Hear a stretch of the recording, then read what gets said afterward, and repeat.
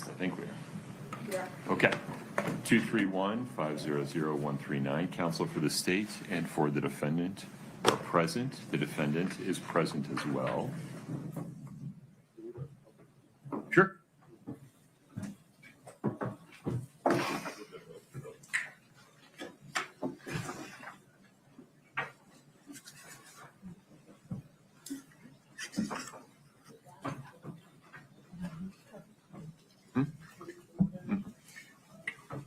Just need to not spill it.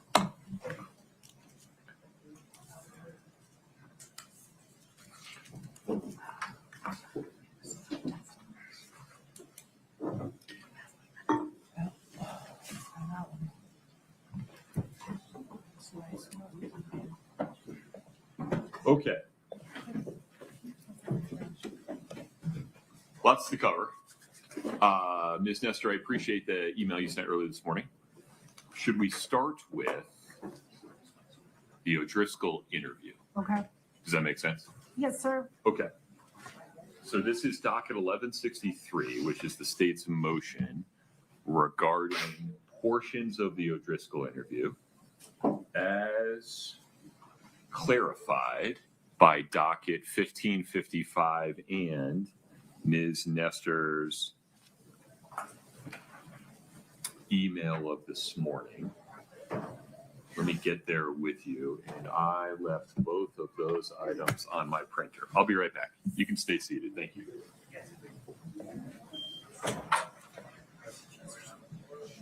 Some.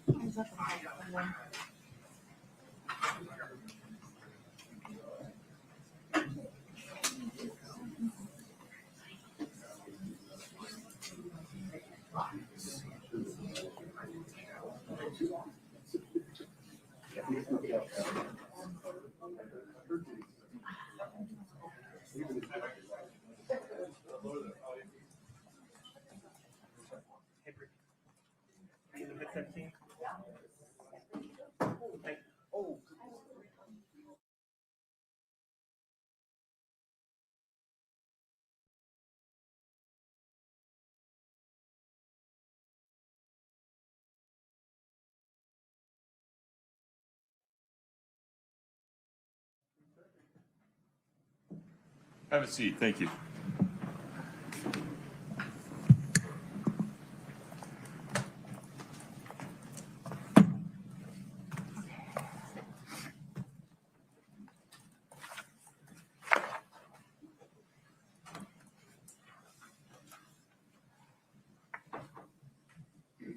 Okay, Ms. Nestor, with respect to pages 1 to 7, what's the value in, or I guess more accurately, under Rule 106, how do pages 107 qualify, explain, or place into context the stuff that follows?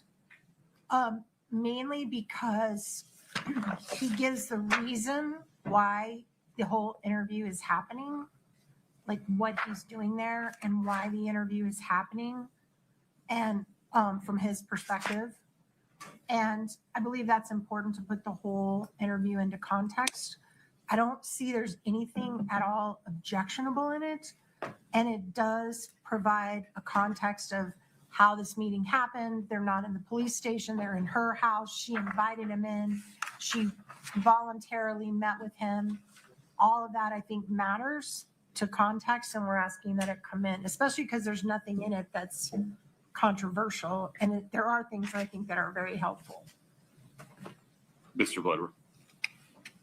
Your Honor, there's a distinction between context to the interview and context to particular statements. And while this provides context to the interview, it provides no context to kind of any of the 6 individual statements. The interview context can be sufficiently drawn out through examination of Jeff O'Driscoll. I mean, I'll lay a lot of some of that foundation before I introduce any of the statements, and then of course he's subject to cross on that. The other thing is this is peppered with the defendant's self-serving statements that the state holds the keys to. Okay. So we're going to do this one chunk at a time. The standard under Rule 106, and it's not discretionary, it's an on or off switch, is whether the portions that, in this case, the defendant wants to add to the designations made by the state are necessary to qualify, explain, or place into context the portions of the interview transcript that the state seeks to introduce. That's under cases like State versus Cruz Meza, 2003, Utah 33, at paragraph 14. Here, with respect to pages 1 through 7, I'm persuaded by the state that this context for how the interview occurred will come out through direct and cross-examination of Detective O'Driscoll. These 7 pages are not necessary to qualify, explain, or place into context any of Kouri Richins' statements that follow. Okay, so we're not going to add 1 through 7. Those will stay redacted. Then we get to pages 15 to 16, right, Ms. Nestor? Yes, sir. Okay. This is new as of this morning. Give me just a moment. Did you have a specific line number or the whole pages? Just the redactions that are on both pages, we would like unredacted. So it starts at line 10. There are no redactions on those pages.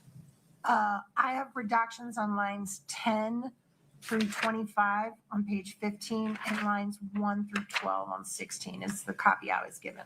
Your Honor, in negotiating this back in January, the state conceded to her request to unredact that. The state unredacted it. The current copies, which are before the court and in the link I recirculated this morning, show no redactions there. Okay. That's moot then. Very good. That brings us to pages 29 to 32.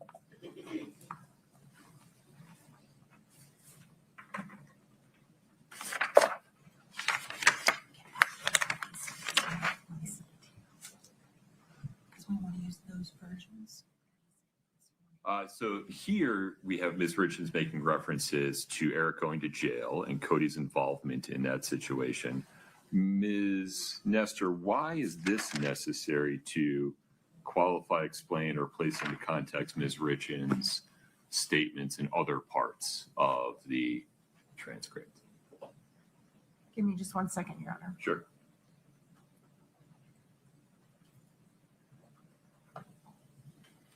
So previously, they were talking about whether or not Eric was happy, if he was depressed, if he was suicidal. And as a flow and arc of that conversation, she then goes into the question O'Driscoll asks is, okay, anything else regarding his mental health history? That's line 3 on page 29. She answers, no, not really. But then she goes into like, there wasn't generally, he had his struggles. He was stressed. And then she explains how he was stressed. So I think or why he was stressed about his relationship with his business partner. I do think that completes the answer to the question. It completes the entire subject matter of the conversation. It's actually evidence that has already come in as far as no longer being objectionable. This all came in Cody's testimony. So we would ask that it be put back in. So I think you have fairly characterized everything through page 31, line 3. After that, though,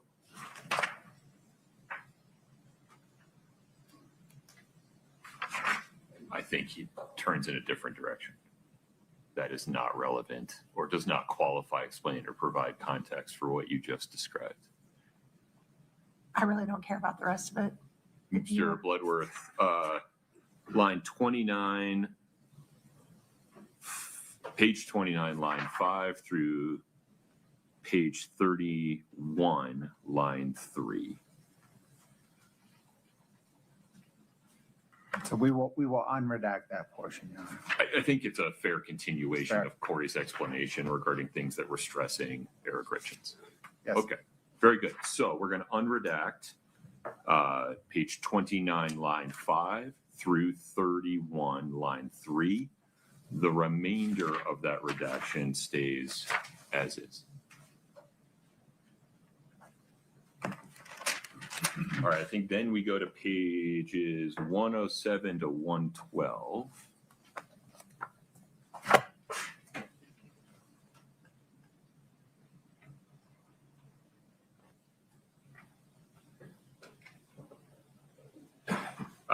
Help me out, Ms. Nestor. I wasn't quite following defendant's position on this.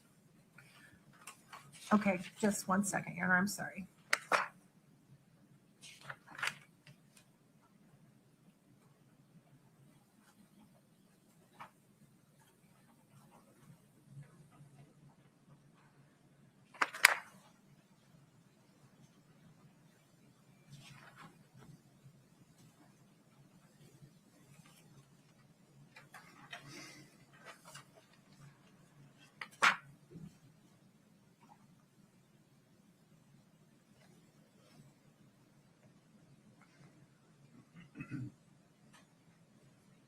So this, and it's getting hard for me to remember what I know from what happened in the courtroom versus what I know from getting ready for trial, so I apologize. I cannot remember if this came in yet. I think it's going to come in with Mr. O'Driscoll if it hasn't already with Chelsea, but there's conversations in here about texts with Chelsea on the day that Eric passed. And it's a continuation of O'Driscoll asking about phone records and him reviewing available phone records. And she goes into what she's reviewed in terms of the calls between her and Chelsea. So I do think it's all part of one conversation. Let's see. And I think to the extent that hasn't come in yet, I think it's going to come in today. Well, I don't disagree with your prediction about what Detective O'Driscoll might testify to. The task I have to engage with here is whether any portion of 107 through 112, line 9, is necessary to qualify, explain, or place into context Ms. Richins' other statements in this interview.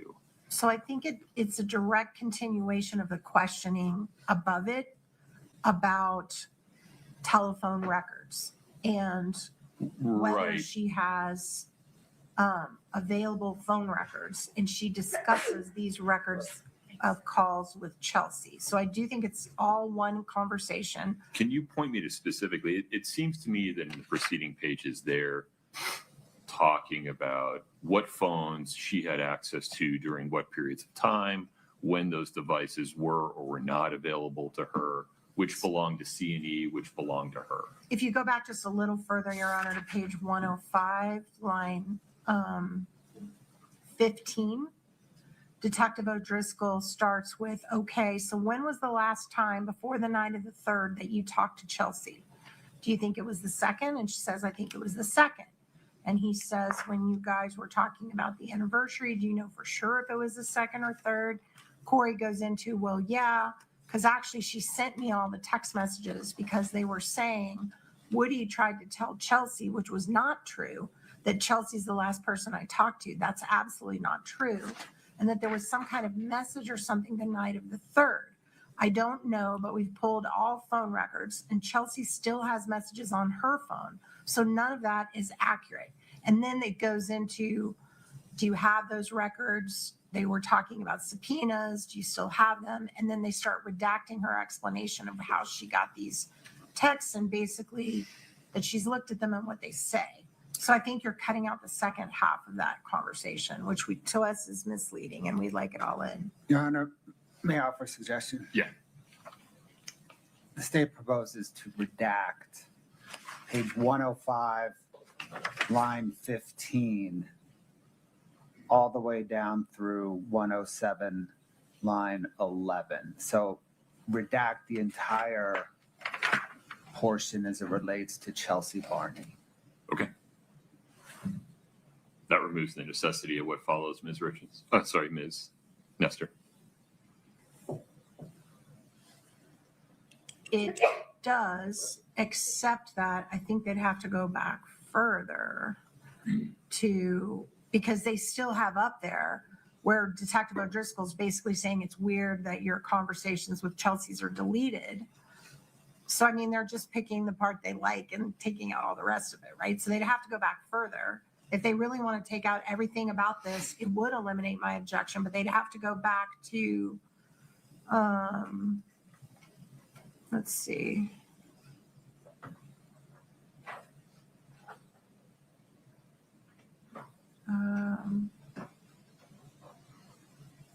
So why don't we go up to 105, line 3? Okay, let me look at that. The state still gets the general question on page 104 into 105. It just doesn't focus on Chelsea. That would fix my objection because then it would just take all of it out. Well, For example, just so the record is clear, because we only have an audio record here, Sure. we have Detective O'Driscoll asking about whether is it possible things were deleted on your phone? And Ms. Richins saying at 104, line 20, yeah, that's just not possible. Right. Right. And then he gets into Chelsea starting on page 105. So, right. If they would delete from 3 of 105 all through all of it, then that eliminates my objection because then they're not just putting in half of it and not the other half. But I would withdraw my objection under those circumstances. But if they want half of it in, I want all of it in. well, okay, Your Honor, I think we're narrowing in on this, but I don't think we're there yet. Okay. I think the defendant raises Chelsea, right,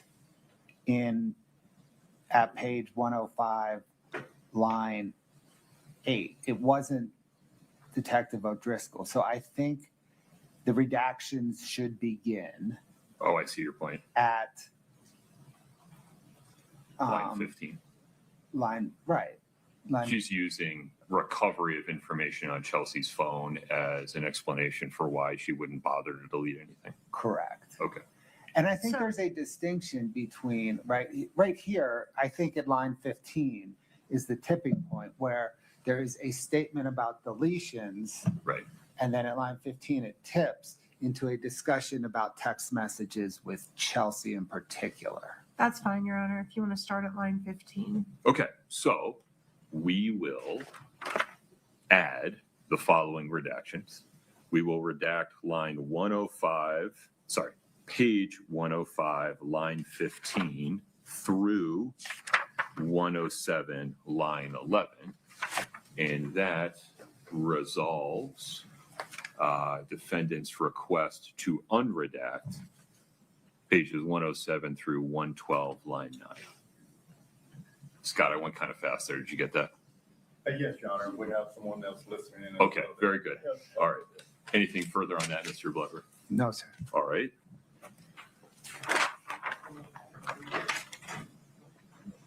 (15) through 107, line 11. All right. That brings us to page 120.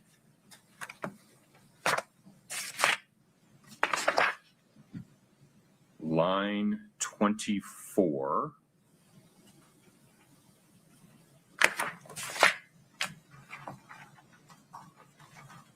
To 121, line 8. This is Kouri Richins giving Chelsea's phone number to Detective O'Driscoll. I didn't follow how this relates to a prior statement. Just 1 second, Your Honor, I'm sorry. So all this stuff above that is redacted, right? Are you looking at it? Yeah. Okay.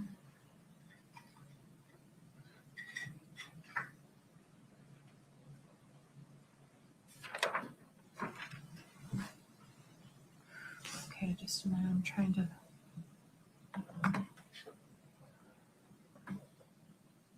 "24 through line 121, line 8.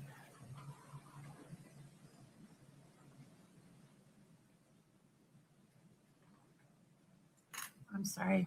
I'm getting a little bit lost. Just give me, let me, No problem. let me look at my notes that I did just one more time. So right now we're looking at the 120,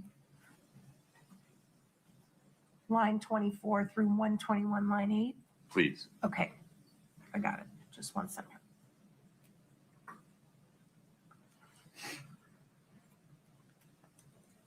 This may not apply anymore now that Chelsea's testified, but let me just make sure.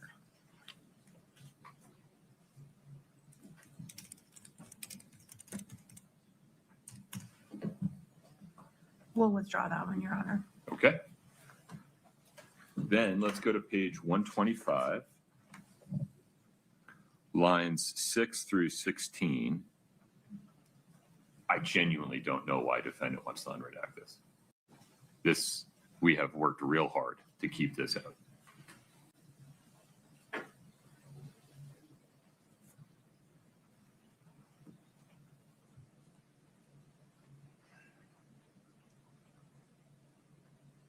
Yeah, we'll withdraw that one. All right. Then we go to page 133, beginning at line 12, and it goes through 141. Okay. My notes reflect that this is a discussion regarding law enforcement officers and Kouri Richins taking all computers related to C&E and maybe some others, and Kouri having access to the garage and office at the Richins home. How does this qualify, provide context for Ms. Richins' other statements in the interview? Just a minute. I'm trying to see where their redactions start and end on either side. So give me 1 second.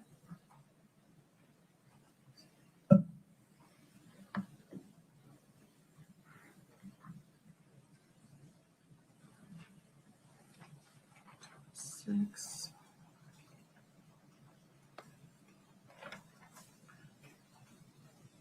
Three.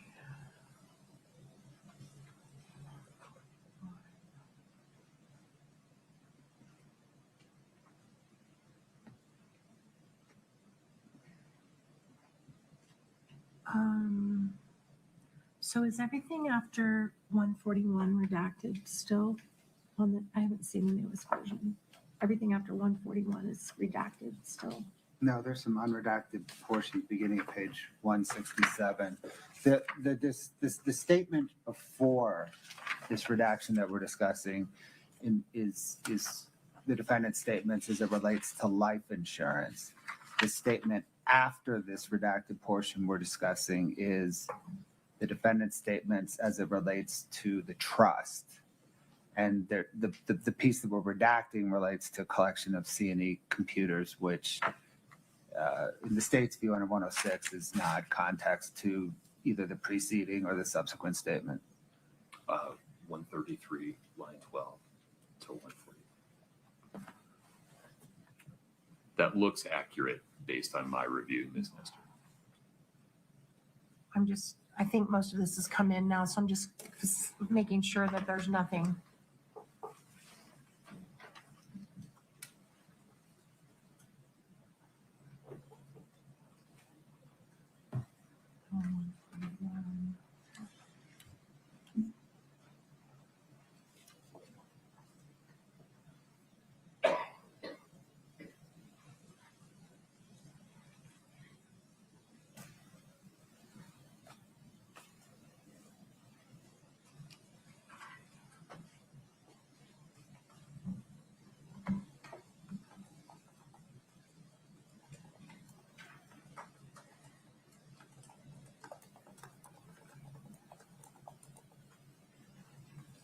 I'm almost there. One more second. Take your time. It was quite a few pages.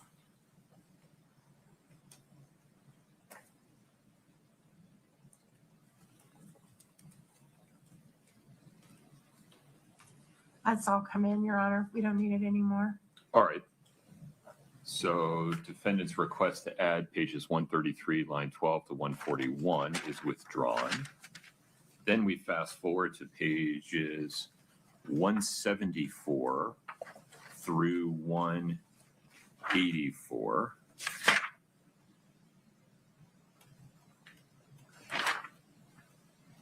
Here, Ms. Richins is talking about the party's joint account and the flow of money from C&E and her real estate business through various accounts.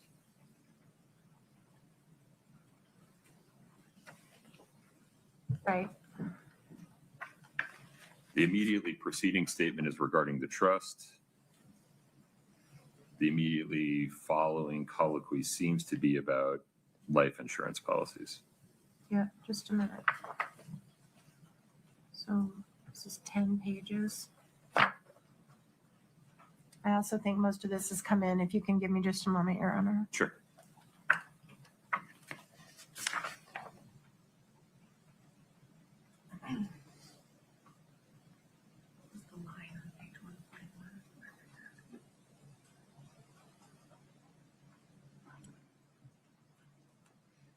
Didn't change. There was no change in all that.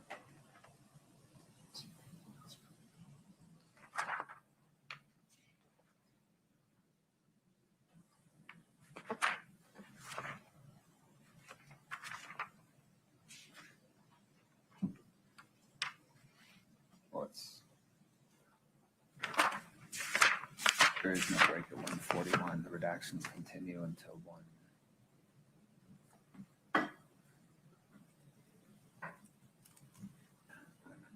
There's no change.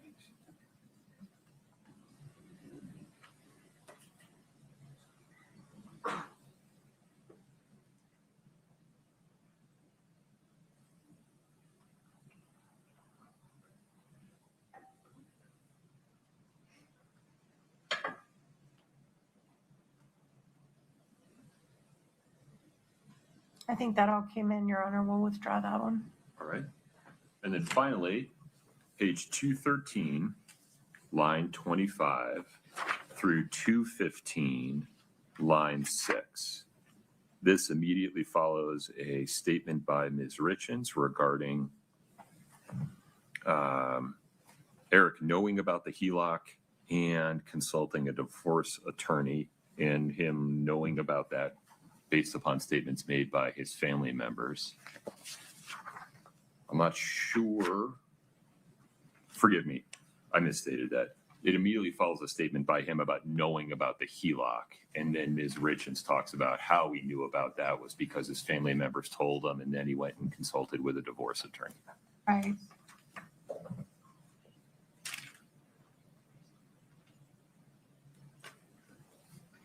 I do think that's all one conversation, Your Honor, where they're talking about how he I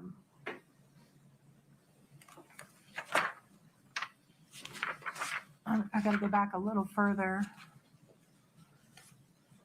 They're trying to say what they're accusing her of and how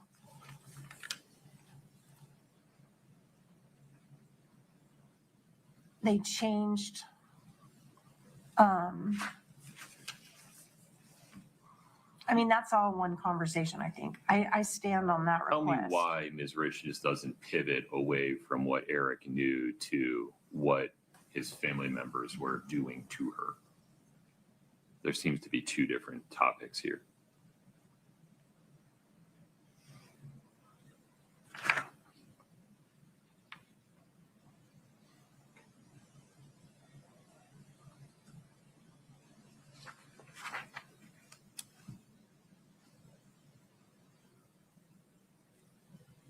Well, I think this is all connected to the HELOC. I mean, Ms. Benson testified early on in this case that the HELOC was what precipitated the meeting with the divorce attorney. The divorce attorney has also testified to that. Right. This is Kouri lumping all that together in one conversation with O'Driscoll. So I do think this all should come in context.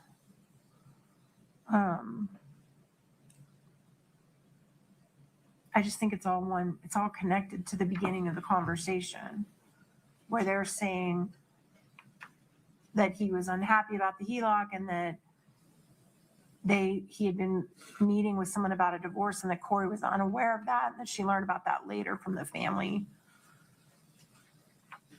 So I think that's all connected. I would ask that come back in. Mr. Bloodworth. Your Honor, the preceding statement, which is the statement the state seeks to isolate, is the defendant's statement regarding what she knew about the HELOC. In the redacted portion, she then pivots to divorce attorney discussion, which is in her statement separate and distinct from the HELOC discussion. It has come out in trial that the two are connected, but in this statement, it is a distinct statement through the course of this interview. Just in terms of ending that, Kouri Richins. Yeah, I think. It seems that Ms. Richins' sentence that begins on 213, line 22, doesn't actually end until 214, line 2. It looks like maybe she and Detective O'Driscoll talked over each other in that point. It would seem appropriate to end it there and then redact the rest. So just to unredact 213, line 25 through 214, line 3. Agreeable. Okay. That's the court's ruling, Ms. Nestor. Understood. So we're going to unredact page 213, line 25 through 214, line 3. Okay. I think that handles the parties' positions regarding the transcript of Detective O'Driscoll's interview with Ms. Richins. Mr. Bloodworth, anything else on that? No, Your Honor. Ms. Nestor? No, sir. Okay. So that brings us to the jail calls. This was originally filed as docket 1165 by the state. It's further characterized by docket 1555. We're just going to have to go through these one at a time. As a matter of mechanics, Mr. Bloodworth, these will come in through Detective O'Driscoll.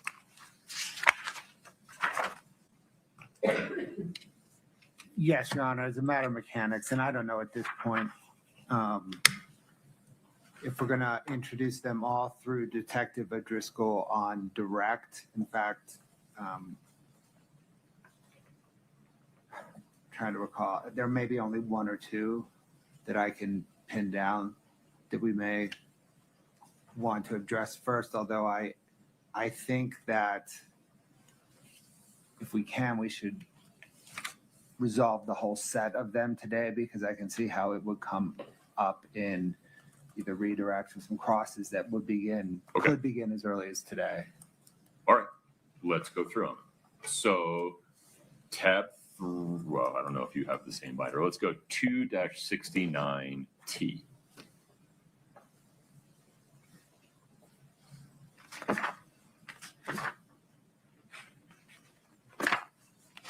Your Honor.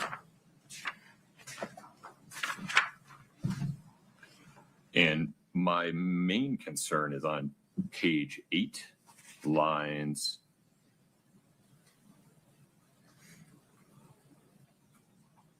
6 through 18.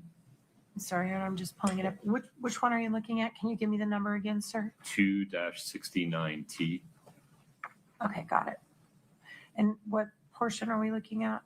Well, the court's concern, based upon the content of the unredacted portions that the state seeks to admit, is page 8, Lines 9 and 10? especially. Yeah. Although,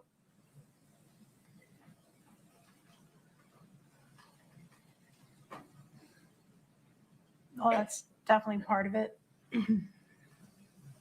Well, that's Carmen being in jail, right? yeah, No, she's not in here, meaning Summit County Jail. What jail is she in because she's not here? yeah. Oh, well, she's not. The only here. way Ms. Richins would know she's Right. not there is because Right. she's there. Right. Yes. So yeah, Your Honor, we can certainly redact line 9 and 10 there. We can even redact 11. I don't, Yeah, if we can do Just to be 9, safe. 10, and 11. Yeah. Yeah. Okay.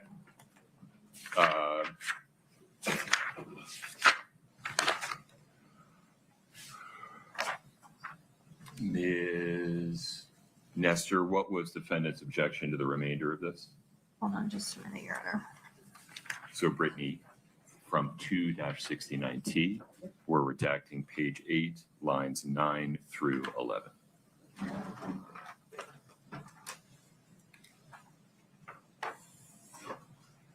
I think that was my objection to this one. Okay, Let me just make sure.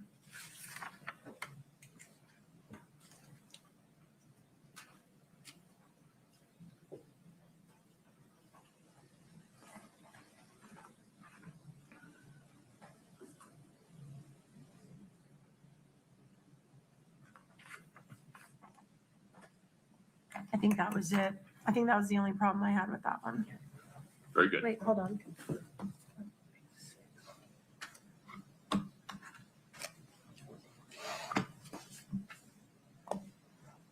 That's Carmen. Okay.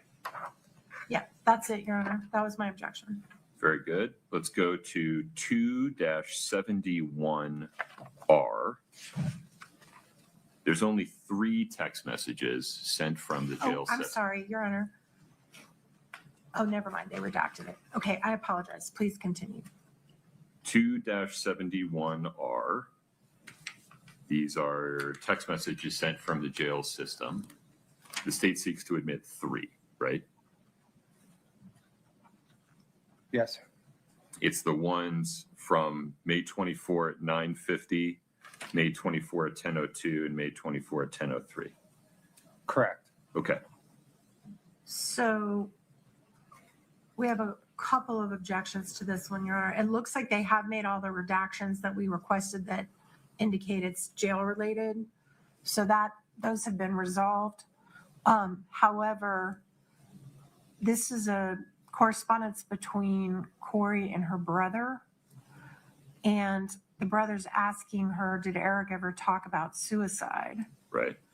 And she's repeating things that Eric said to her, which would be hearsay. Also, I believe the brother's statements are hearsay.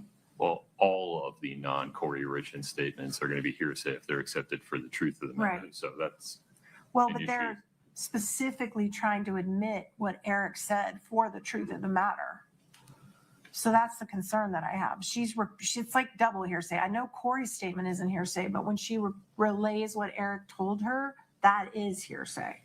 So that's our objection to this one. Also, we just don't see the relevance. There's no, you don't see the relevance of whether Mr. Richins ever spoke about suicide. I don't think either side is making the allegation that he intentionally killed himself. That's never been said by either side. I think the state is seeking to prove affirmatively that he did not. So I think we can put relevance aside. It's certainly relevant. Okay. Mr. Bloodworth, talk to me about the hearsay. Put the brothers level aside. It's the truth of Eric's statements to Kouri as related by Kouri. Kouri's level, categorically not hearsay. It's the Eric Richins level.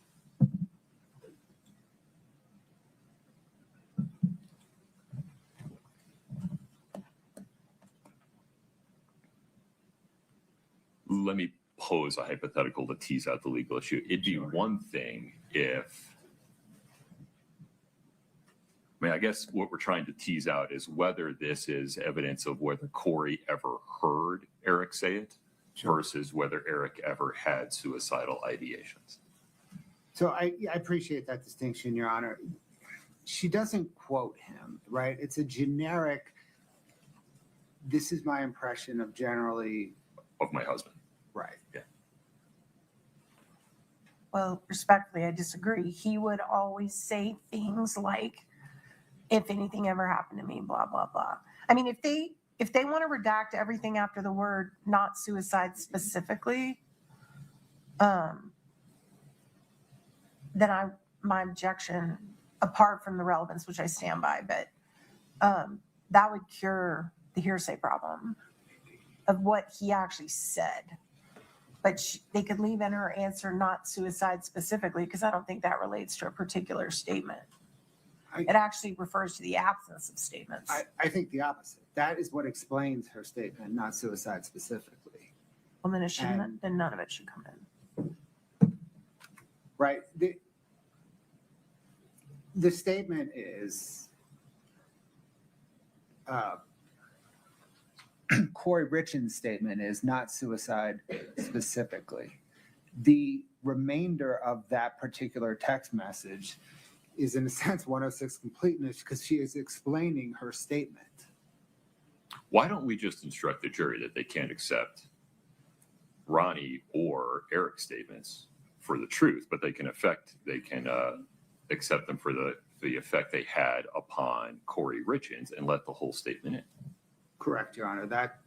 That's appropriate. Because it's not being offered to show any effect on Kouri Richins. It's being offered to get in the fact that Eric made that statement to her. That's the whole reason this is coming in. And I stand by my objection, Your Honor. And just to be clear, you don't want to admit the statement that Eric told her they'd be set for life if he died.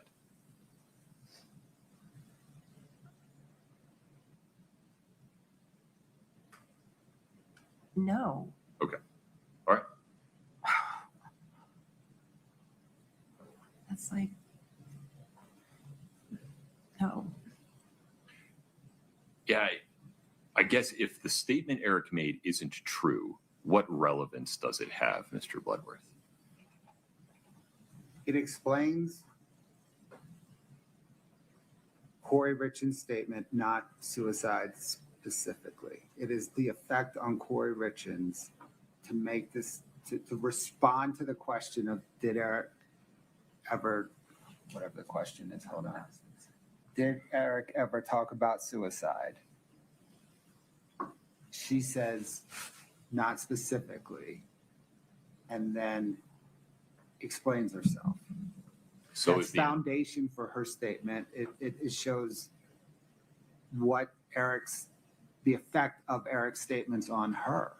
right. But as we tease this out, it seems that to the extent that the effect upon her was relevant, regardless of whether it was true, it was her understanding that she'd be set for life if he died, not whether or not he had suicidal ideations. Is that fairly stated? Your Honor, the state thinks it's both, actually. It is the set for life if he died. It's certainly that, right? But it's also the suicidal ideation part because, evidence will come in that I think evidence is going to come in that she never believed, she said he would not commit suicide. In other portions of And at her level, that can come in, right? Sure, but there's a foundation for that. Why do you believe that? I think with respect to this particular text exchange, first of all, I don't understand why we need the third one. We work backwards from there. Why do we need her brother saying, just curious, someone threw out a scenario, made me think? That seems to be a throwaway. Well, I guess it all depends on whether or not DJ testifies. Forgive me. That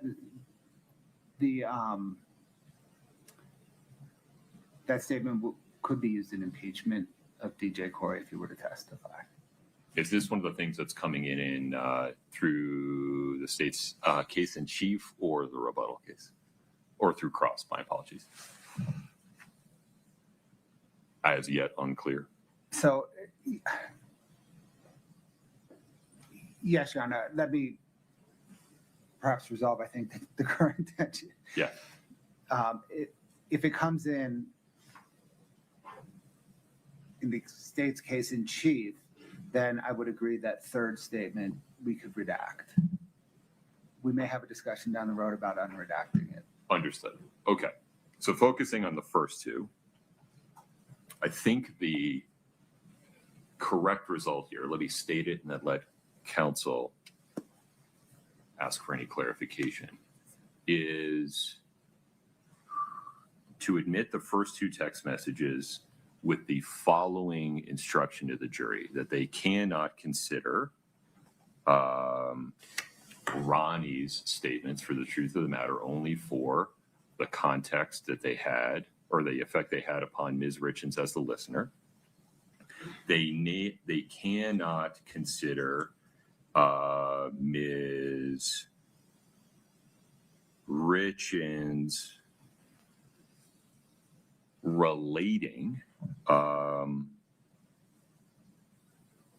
what Eric Richins told her for the truth of whether he ever had suicidal ideations or whether she would actually be set for life if he ever died, but can consider it for the effect that that statement by Eric Richins had upon her on a going forward basis. What, can we just get a statement as to what effect that did have on her? Because I don't understand that argument at all. And She maybe thought she would be set for life if he died. It provides a motive to kill him. Okay, Mr. Bloodworth, any clarification? No, Your Honor. Okay. Any other clarification, Ms. Nestor? no, sir, we just would like a continuing objection to that one. I don't know what you mean by that. So I don't have to, when they admit it, I won't have to jump up. I just like, And you don't, under Okay. Rule 103, have we discussed anything further on that? no, sir. Okay.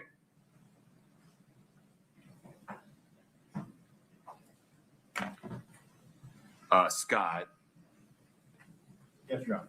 would you initially redact the message from Ronnie at 5:24 at 10:03? Just curious. I watched something, That's- etc. I think it's from DJ. Oh, I'm sorry. You're right. Fred's from DJ. For now. And I can pause for a second if my description was inappropriate.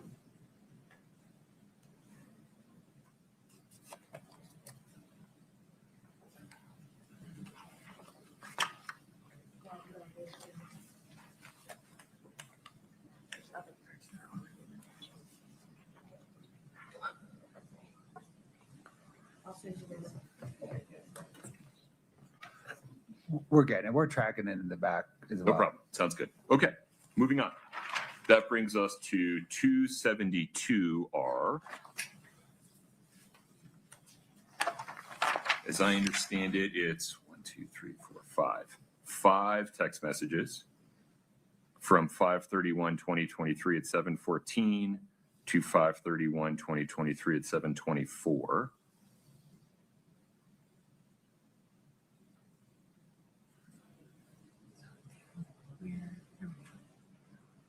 I think the relevant part of this, Mr. Bloodworth, is that Ms. Richins saying she hardly knew Hayden Jeffs. Is that the point of this?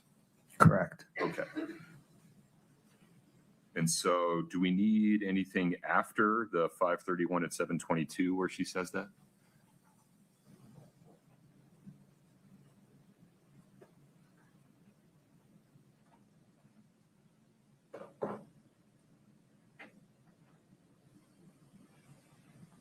So you're referring to the last two of those texts? Yeah. We can redact those. Okay. Wait, I'm sorry, which ones?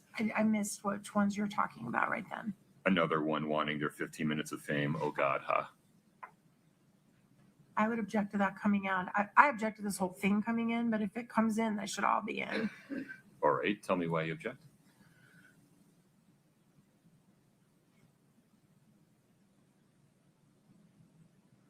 I don't understand the relevance of this at all. So we have testimony that's come out that Kouri Richins had a telephone conversation with Hayden Jeffs regarding the topic of fentanyl. Here she's saying she hardly knew him. It's probative of their relationship. They don't talk about that at all in here, though, about any conversation that But she had with she him. talks about hardly knowing him. Your Honor, we just stand on a relevance objection. Okay, anything else? No. Okay, this is relevant to Ms. Richins' knowledge of or disclaiming knowledge of Hayden Jeffs. And do you want the whole thing, Ms. Nestor? Yes, I do. All right, we'll leave it as is, Mr. Bloodworth. Yes, sir. Okay.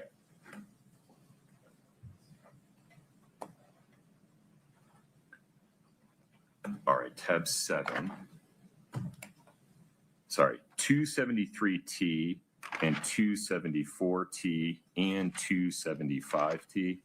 Mr. Bloodworth, Ms. Shervanek, I am genuinely confused by these in terms of this transaction in St. George and this other deed. And I read them 3 times. I really don't know what they're talking about.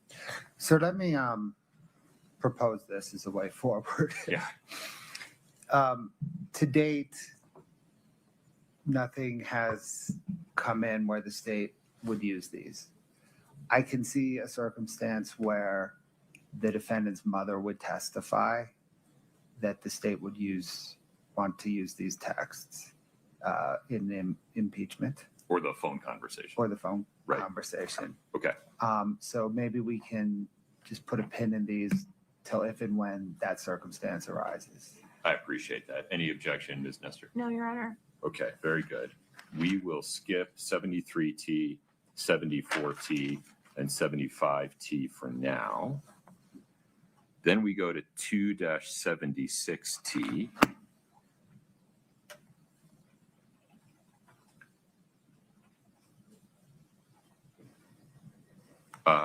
With respect to this one, the defendant objects to redacting lines 2 through 8 on page 7.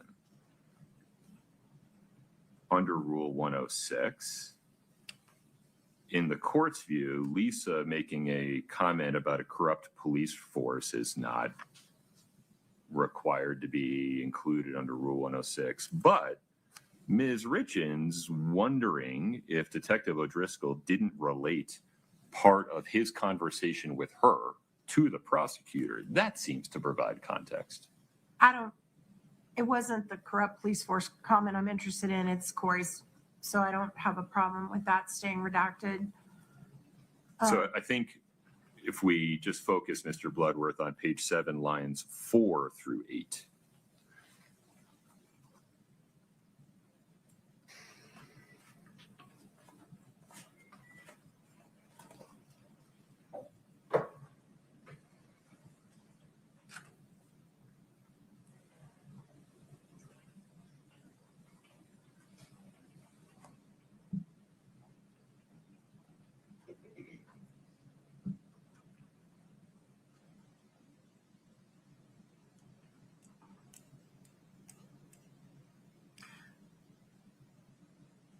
I also, Your Honor, while he's looking at that, I did catch on page 7, line 19 and 20.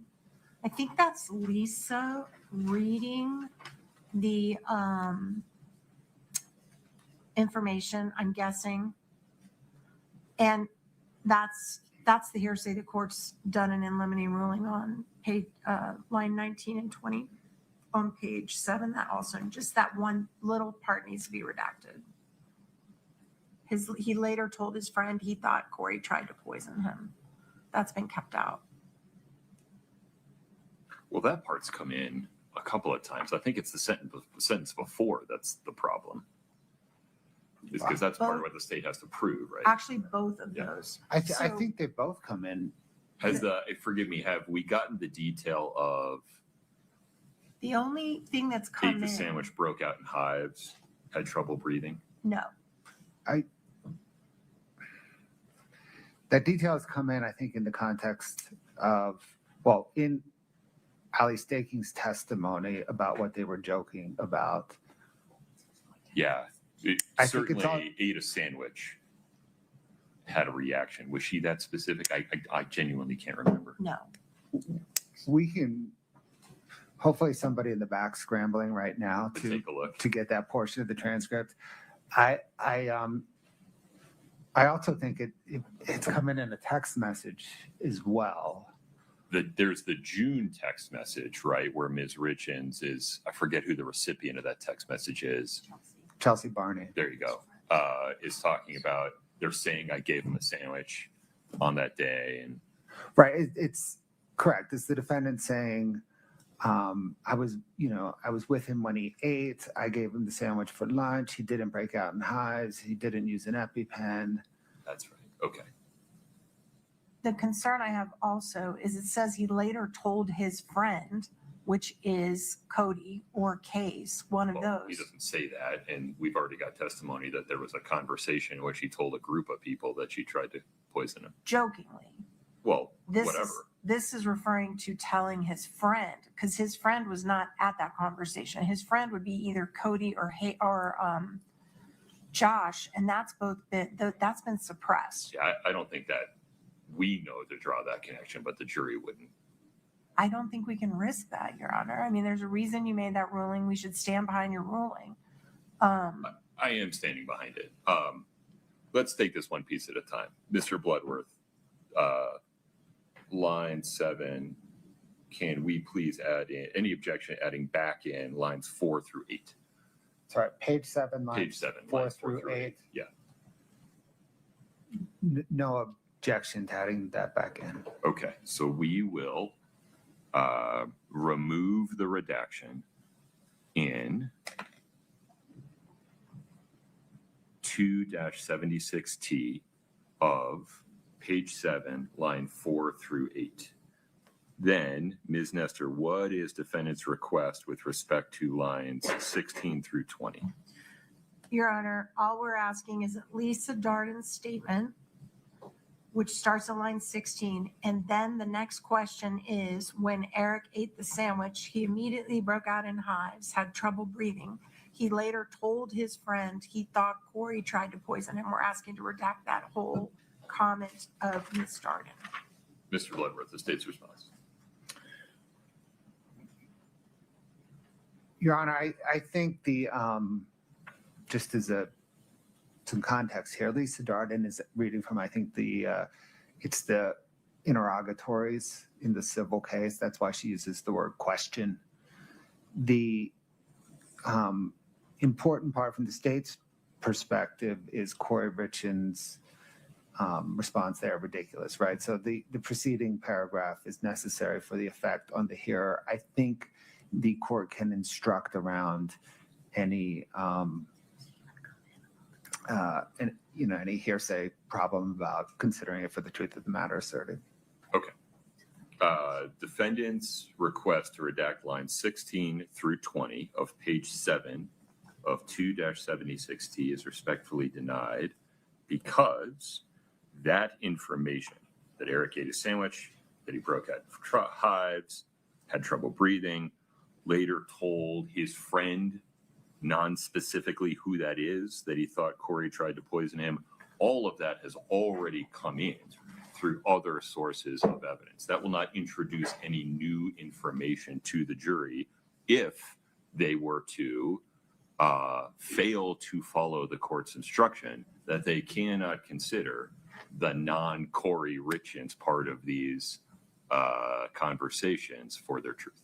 Your Honor, can I just also, while we're just making the record, we would also ask that lines 9 through 13 be redacted on the same grounds. I understand your ruling, but I just want to make a proffer that we'd also want redacted. So they're saying they're saying just a few days later, Valentine's Day, Kouri made Eric a sandwich and placed it on the seat of his truck along with a supposed love note. I don't believe that has come in. I respectfully disagree. I don't think it's ever come in. He had trouble breathing. And I just want to make a record on that, but I understand your ruling. Okay. Let's see. I think that handles 2-76T. Let's go to 2-77T. Defendant objects to redacting the following two sections. Line 20, page 21, lines 14 through 25.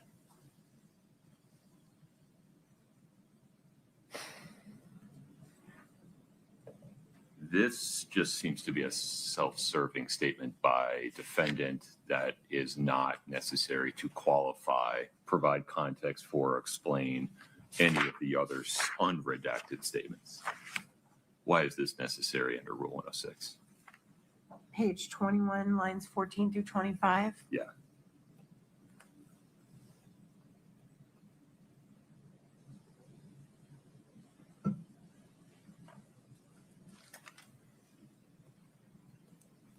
Let me check and see when they.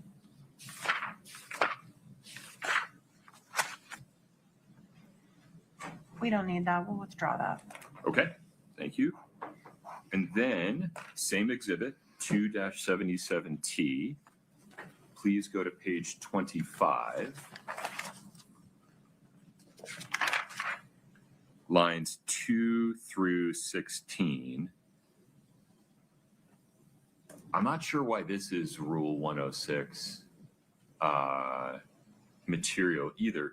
It is almost entirely Ronald Darden statements with just Ms. Richins making non-substantively responsive comments. Are you sit at the table? Sit here. I need your help. Yeah. So, for example, where does the notes on what's been done so far? Okay, I don't need anything above line 14, but line 14 is the beginning of her sentence that starts on line 17. Okay. So we need 14, 15. I don't really care about 16. It doesn't, I think he's talking over her, but 14 and 15 is the beginning of the sentence that they start with 17. And what's the problem with lines 17 through 19? What page? This is Kouri Richins' statement. She's saying her mother was telling her, so it's triple hearsay. It's her mom telling her what her mom read about what other people said. Okay, and then doesn't she go on to talk about that on the following pages?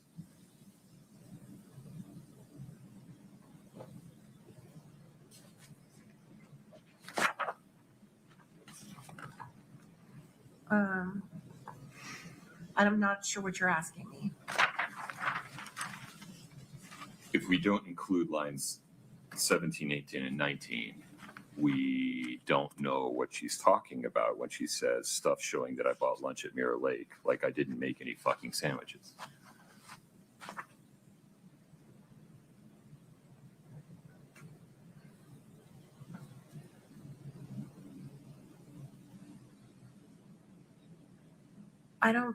It's context for what she's talking about. I don't think any of it should come in. I mean, it's all talking about a triple hearsay statement, and she's addressing it. It's her making comments about what did or didn't happen with respect to the sandwich on Valentine's Day. It's That's her relevant. responding to what the triple hearsay statement is saying. Well, that's fine, but the statements made by other people do not come in for the truth. Her statements are admissible as categorically non-hearsay. So you're going to make an instruction on this one as well? I'm making an instruction on all of them. Okay, that I'm they sorry. cannot consider the statements that are made by people other than Ms. Richins for the truth of the matter asserted. So I'm sorry. I did not understand that you were suggesting that you're making one instruction for everything. I don't know how they're introducing these. I don't know I if they're can all. make an instruction every single That's time. what I'm asking. Yeah, happy to. Okay, that's.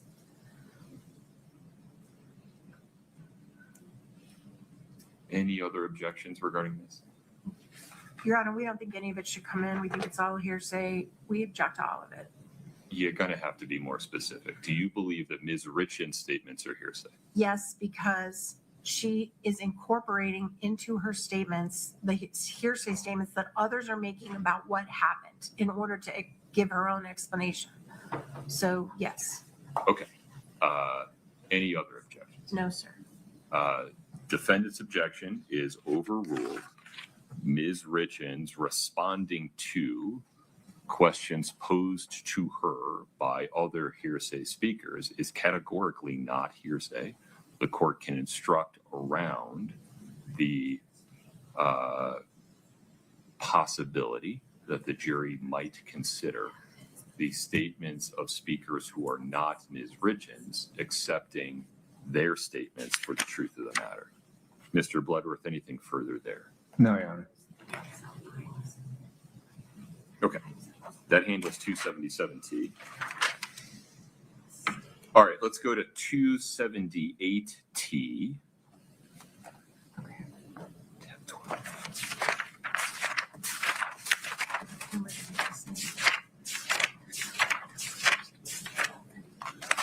Mr. Bloodworth, take a look at page 11 with me, please. So, Your Honor, maybe I can head some of this Please. off. So this, along with, I think it's 2-90, right? This all goes to recovery of the walk the dog letter, which is entangled with a whole lot of Kouri Richins is in jail. I have a proposal. Why is recovery of the walk the dog letter going to be an issue that comes in before the jury? I've already ruled on any motions to suppress it. I don't think it has to.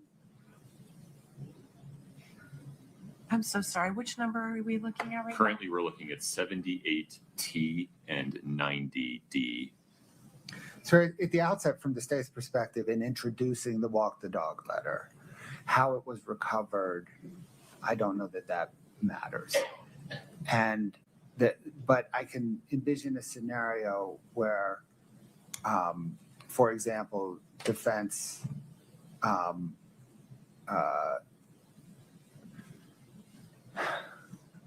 the defendant has said that this 6-page walk the dog letter, it's been redacted down, but 6-page walk the dog letter was part of a 65-page fictional manuscript, and it was recovered from the middle or whatever of that manuscript, and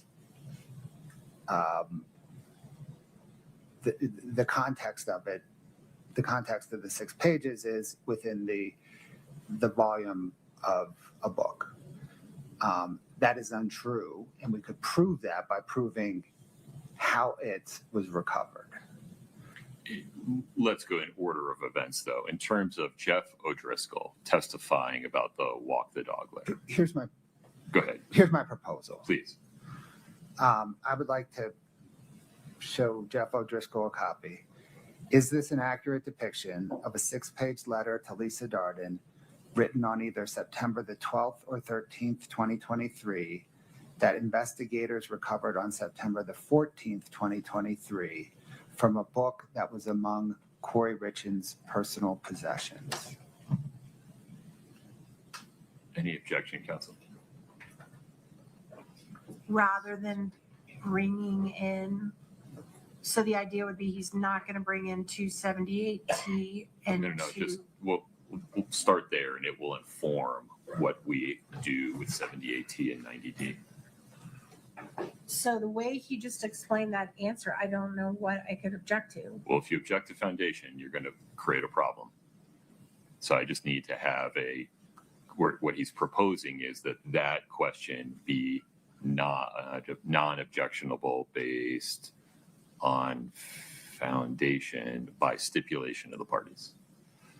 Well, I don't plan to object to that question because I don't want to get into the fact that her cell was rousted. Right. So, I mean, I'm certainly not going to open that door. Okay. So if it comes in that way, as I understand it, there's no need for the state to use 2-78T or 290D in its case in chief. Is that accurate? Correct. Okay. Ms. Nestor, anything further there? No, sir. Okay. So that's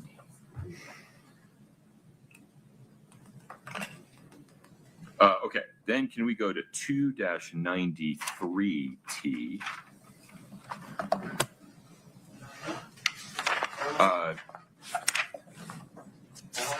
I think this is Ms. Richins talking about speaking with Ms. Bramwell and Heber. Just very briefly, Your Honor, I think they missed redacting the word jail call on the first page on this one. If we could just make sure they do that. On page 2? On page 1, cover page, up at in the heading. Oh, I don't think we're showing any of the cover pages of any of these, right? I think they have the dates on them, so they may. Yeah, Your Honor, we did miss that. We will fix that. My apologies. Okay, very good. So jail call 1 will be redacted from the caption on page 1. Thank you.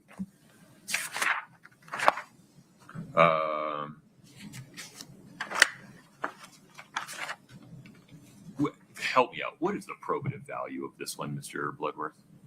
And is this only one that might come in rebuttal, or is this the case in chief? No, Your Honor, the state withdraws this one. Now that we've resolved the Bramwell issue and she's testified, this is no longer Okay. necessary. Very good. 2-93T is moot.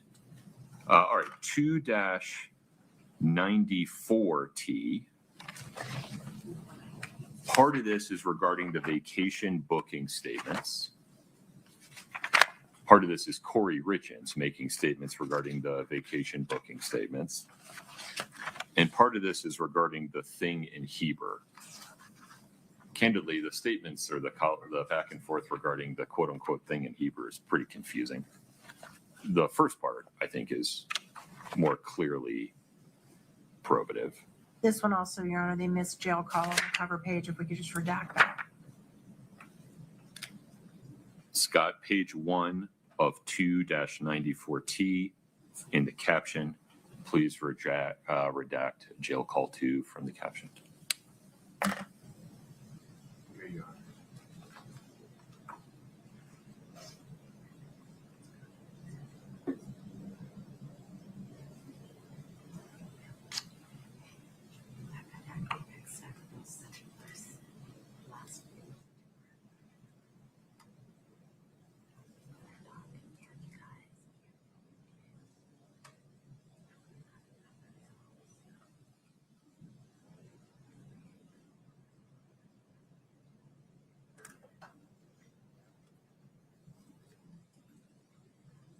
Your Honor, at this point, because of the way the evidence came in, the state will withdraw this one as well. I can envision some corner cases where we might want to revisit it, but for now, let's just set it aside. Very good.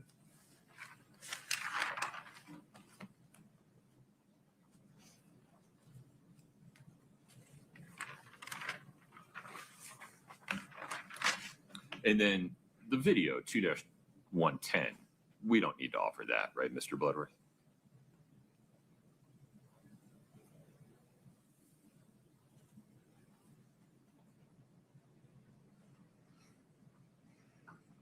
Sorry, sir, I'm just bringing it up. Oh, no, so that went the same way as 278T and 290T. Got it. Okay. Ms. Nestor, I think that resolves the state's docket 1165. Anything further on that, No, sir. Mr. Bloodworth? No, sir, nothing on that. We recently identified 3 additional jail calls that we've redacted. We'll send those to the defense today. I don't anticipate introducing them today, but Okay. so we may have additional similar discussions. Understood. And then, let's see. May I ask about the state's motion to admit redacted exhibits 8-57R through 8-63R? That is the state's designation of prior consistent statements by Carmen Lauber. May we talk mechanics for just a moment? Yes, sir. How are these coming in mechanically? So, Your Honor, in questioning Jeff O'Driscoll today, I will ask him about conduct of the interview of Carmen Lauber. Ask him about the defense's question. You know, he was present when the defense questioned Carmen Lauber about certain statements. In context, do those, you know, are those statements, you know, fair? No. And then move to admit the various 57 through 60, whatever. So I appreciate that the state has evidence through Jeff O'Driscoll and perhaps others that the arc of the interview, particularly the conduct by law enforcement officers or investigators and Ms. Lauber's responses thereto, are not the same as suggested by defense's cross of Ms. Lauber. Right. But you can elicit that evidence through Detective O'Driscoll's testimony. And to the extent you need to show that Carmen Lauber testified consistently with her direct versus the suggestions of what she said or what she said on cross, you can certainly do that. Mm-hmm. My question is, though, it seems like a lot of this is being shown the arc of the investigator's conduct rather than just Carmen Lauber's prior consistent statements. Now, I understand context matters, but do we really need all of it, is my question. Your Honor, the state tried to narrowly tailor the amount of information. I think. And to be clear, I recognize that we went from 900 pages down to 100-ish. Correct. So I understand that. I think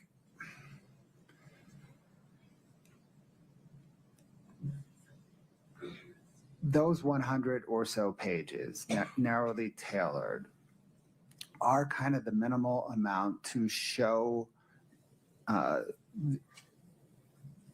the motive, Carmen Lauber's motive, that it was more, certainly there was a self-serving piece, but there was a lot more than a self-serving piece. And that she was not motivated by Detectives O'Driscoll and Maynard bullying her. Right. I think the full expanded 900 pages show that the best. I think the 100 or so we culled to show it enough. Do you have these as one kind of video clip that plays from interview to interview, or will you provide some signposts for the jury as you introduce them? Your Honor, we don't intend to publish them. We intend to make a few points from them through Detective O'Driscoll's testimony, provide them to the jury, and in argument argue something like, you heard the defense cross-examine Carmen Lauber. You heard Detective O'Driscoll's testimony regarding those interviews. You have them before you if you want to, or you have these excerpts before you if you want to dig through them and determine for yourself what the evidence proves. Okay. I appreciate the efficiency of this. I have a genuine question as to whether I can send these transcripts back into the jury room when I'm not sending other transcripts of other testimony back into the jury room. I have some Your Honor, it's not testimony. It's It's evidence. It's an interview. I mean, we'd have to go through the Crawford analysis to figure out if Ms. Lauber's statements were testimonial. Now, there's not a Crawford problem because she was on the stand, Correct. but whether these qualify as testimony with respect to the concern that providing transcripts of certain testimony would give that certain testimony undue weight when transcripts of other testimony are not provided, that I have a genuine question about. So I'm not suggesting that you can't publish. Sure. I'm asking whether you have to publish but not admit.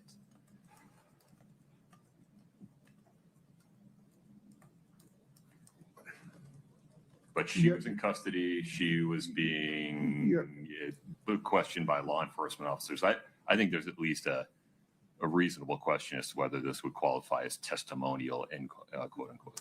I think two things, Your Honor. In some measure, that's why the state moved to admit the entire shebang. But I appreciate the need for efficiency. Right. The second thought I have is, to the extent that the defense wants to further cross-examine Carmen Lauber on these, or Detective O'Driscoll or Detective Maynard, they're here. We can all recall them easily. I agree. Yeah, no, I agree with all of that. It really comes back to the issue of whether these transcripts go into the jury room. Publishing, you're right. You have the right to publish them to the extent you want to. I am not persuaded sitting here right now that they go into the jury room. So we don't have to necessarily reach agreement on that piece right now, but how do you want to proceed with Detective O'Driscoll on recognizing that they may not go into the jury room? Your Honor, that would alter the state's direct of Detective O'Driscoll, because we would end up publishing 100 pages of transcripts. You have him as video or audio, though, too, right? Well, right now, we only have the transcript. We were waiting. Video editing is long and expensive. I see. And so we were waiting to nail down the transcript to then conform the video. Is audio easier? Do you have audio files? What did Ms. Shermack is saying no. it's the video file is the audio file. I see. Okay.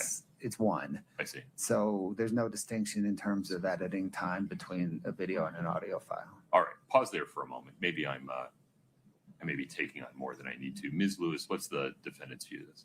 Your Honor, I mean, we object to these coming in this way. I think that When you say this way, what do you mean?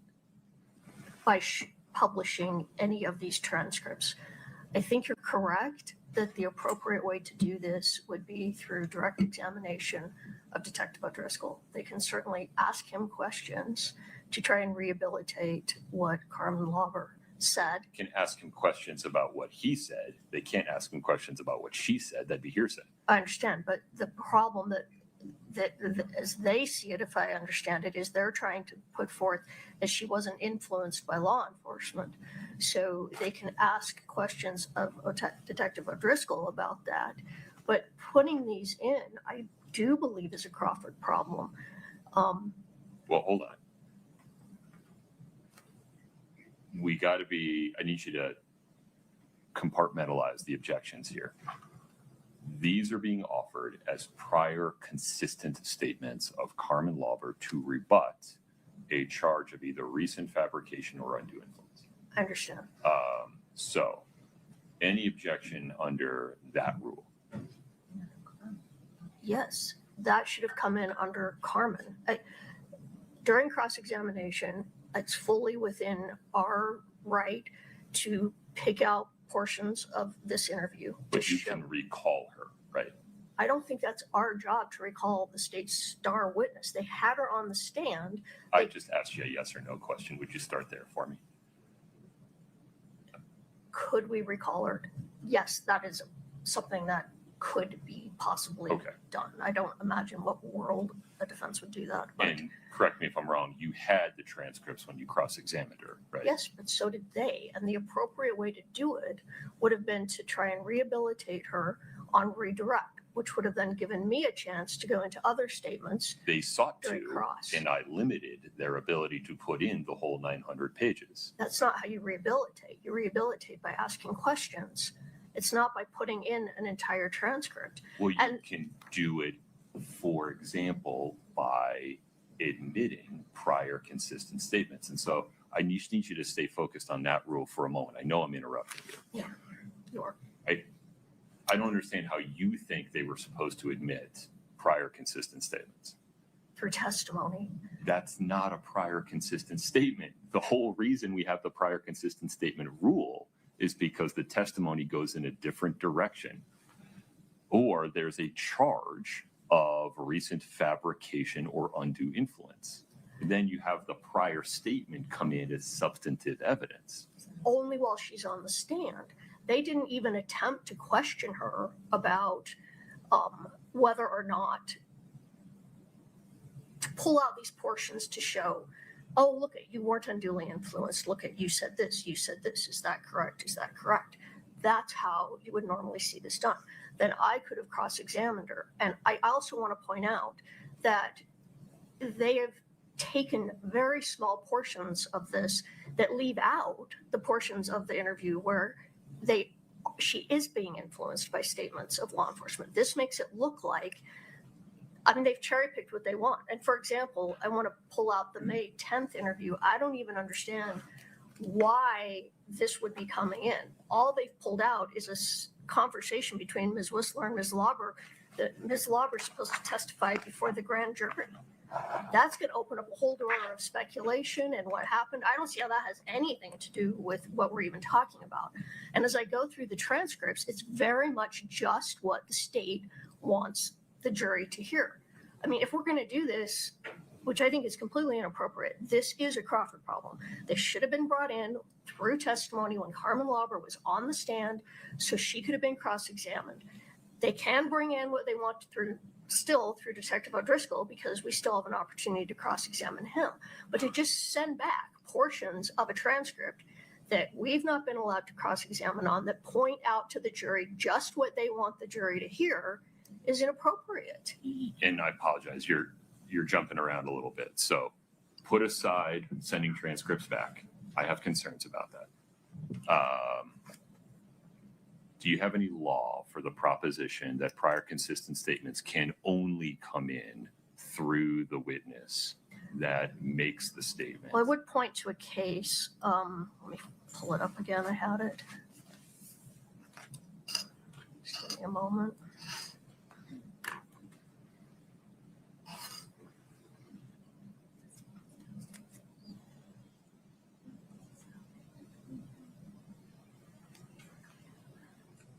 I can't find it now. One moment, please. Yeah.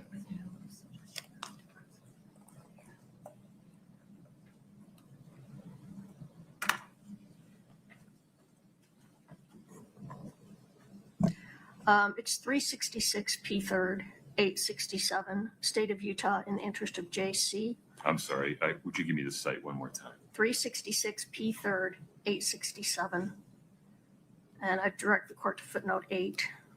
Okay. All right, so I understand your objection there. Tell me why you think it's a Crawford problem. You had the opportunity to cross-examine Ms. Lauber. You did cross-examine Ms. Lauber. You used part of these interviews to cross-examine her, to challenge her on whether she just asked the law enforcement officers, investigators, just write her statement for her. I don't understand what a lack of confrontation Ms. Richins has had here. Because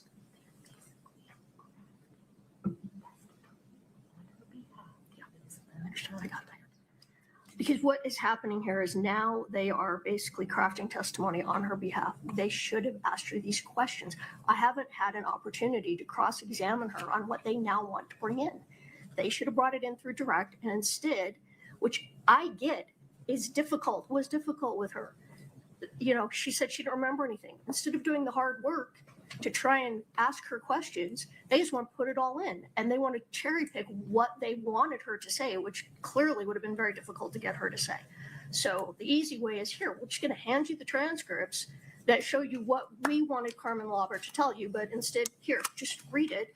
without putting in the whole story or giving me a chance to go back and cross-examine her. And I think requesting us to recall her is burden shifting. That is not what our job is. That's not what we needed to do. They needed to take care of their witness when their witness was on the stand.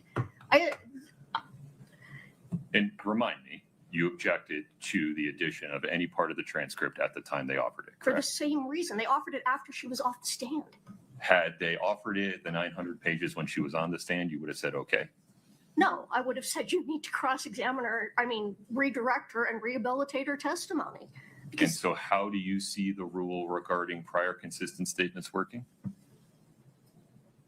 they need to get it through her.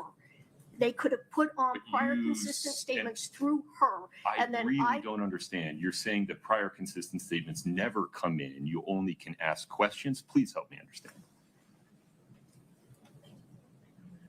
I don't understand. I'm sorry, Your Honor. I really am not following what you're trying to say. I have never seen this done any other way than through a witness. That's why we have witnesses. If not, why have any witnesses? Let's just hand the jury all the evidence. Let's hand them all the transcripts of Well, no, former- be fair to how the rule works.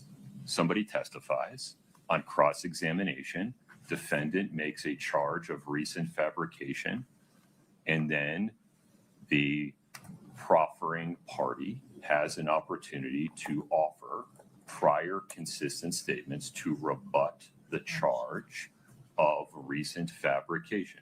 I hear you saying, no, they cannot offer the prior statements. They can only ask more questions. They can offer them through the witness. They can say, is this your statement? And what if she says, I don't remember that? Okay, then they can refresh. What if she says, I don't remember that? Well, then it doesn't come in. Okay, I think that's where maybe you and I differ on the way the rule works. Do you have any citation for law that says unless the witness remembers, these don't come in? Well, off the top of my head, I'd have to spend some time, but I would look at Rule 613 of the Utah Rules of Evidence that talks about,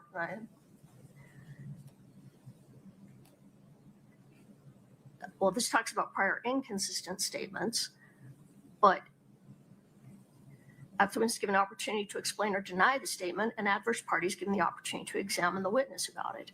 We don't know what she would have said. We don't know if she would have said, I mean, she may have very well said, no, I didn't feel influenced at all. You know, that's fine. They could have asked her that question. Then I could have cross-examined her or recrossed her to say, well, what about this? What about this? What about this? Now I'm denied any opportunity to do that by just putting in statements. And I mean, I really don't know what else to say. I do think as I look through the transcripts, they have only picked things that they want in that we don't know that Carmen Lauber would have agreed to. But had they wanted to put them in through her, at least then I could have questioned her to, I mean, I could have questioned her. I could have said, you know, so this didn't make you feel pressured. So that didn't make you feel pressured. So they said this, so that made it, you know, so you felt you were telling, I don't know. I mean, you see where I'm getting. And I don't have any opportunity to do that in this way. They can ask Detective O'Driscoll questions. We can cross-examine Detective O'Driscoll, and the jury can make a determination of that. But by cherry-picking statements that they wanted Carmen Lauber to testify to, but didn't ask her, I think that's error. It's not the cherry picking, it's the root, right? It is. I mean, you cherry picked statements too. Everybody cherry picks Right, statements. and they could have done it on redirect, and they chose not to. So again, it's the root, not the cherry picking, right? If she were Well, on yes, the stand, yes, the yes, cherry yes, picking would not be absolutely. a problem. They could have, because then I could have gone back and pulled out other statements. I think we're agreeing. Okay. All right. All right. I take your argument seriously. Mr. Bloodworth, I'm going to have to take a look at this real quick. I understand this to be a threshold issue with respect to Detective O'Driscoll. Is that right? Yes, Your Honor. Okay. Anything further at this moment? I think if you answered it, we just say you said it all. That's not what I meant, right?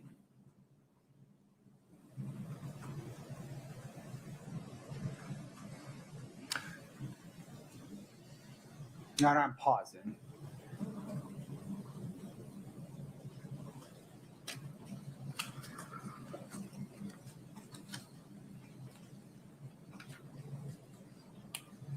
Can we have 5 minutes? Of course. Just so I'm clear, we'll take 5 minutes for you to confer with your team, and then you'll tell me whether this is a threshold issue that I need to decide before Detective O'Driscoll takes this. Correct, Your Honor. It is now. That may change. Okay, understood. We'll take a 5-minute recess. Thank you.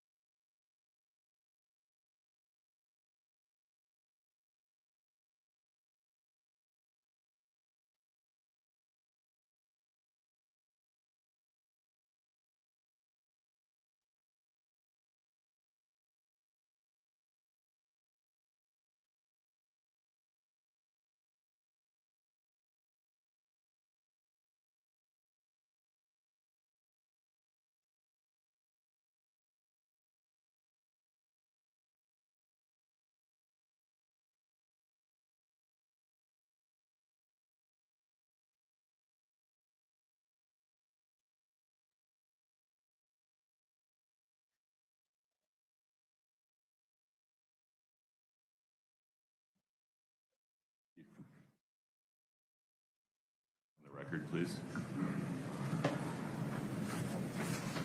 Mr. Bloodworth, before you weigh in, I need to fix a misstatement that I made while discussing Detective O'Driscoll's potential testimony. I made a comment in passing that he cannot relate Ms. Lauber's statements because it would be hearsay. That is overly broad.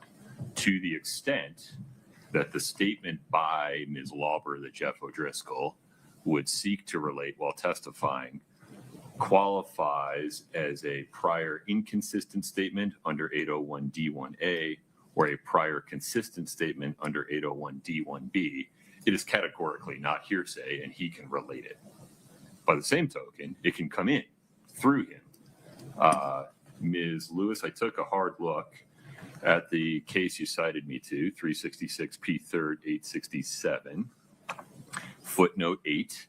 There, the Utah Supreme Court related the competing positions by the state and the respondent. Those competing positions are substantively identical to the competing positions of the state and defendant here regarding how statements under 801D1 are to come in. And the Utah Supreme Court expressly declined to reach the issue. They did not rule that they must come in through the declarant. So, as I sit here today, there is no authority for the proposition that prior inconsistent or prior consistent statements can only come in through the declarant witness as long as the declarant witness testified and was subject to cross-examination. Indeed, it is defendant's cross-examination of Ms. Lauber that creates the foundation for admission of prior inconsistent statements based upon Ms. Lauber having not remembered or having forgotten, though that's not what the state is seeking to do here, and prior consistent statements based upon an express or implied charge that Ms. Lauber was acting from a recent improper influence or motive, to wit, pressure applied by, among others, Detective O'Driscoll, the U.S. Attorney's Office, agencies like that. There is not a Crawford problem here. I also have another thought regarding the transcripts going back, if you want to discuss that. So maybe we can get the court's thought and then I can incorporate that into the state's position. Sure. Under Wyatt v. State, 2021 UT 32, under paragraph 21, the Utah Supreme Court abrogated the common law rule that prevented testimonial transcripts from going back into the jury room based upon a concern of undue influence on the basis that Rule 17K of their Utah Rules of Criminal Procedure does not allow for any categorical exceptions to exhibits going back with the jury, because the jury may take with them, quote, all exhibits, end quote, except those, quote, that should not, in the opinion of the court, be in the possession of the jury, end quote. Now, typically that's guns, knives, poison, explosives.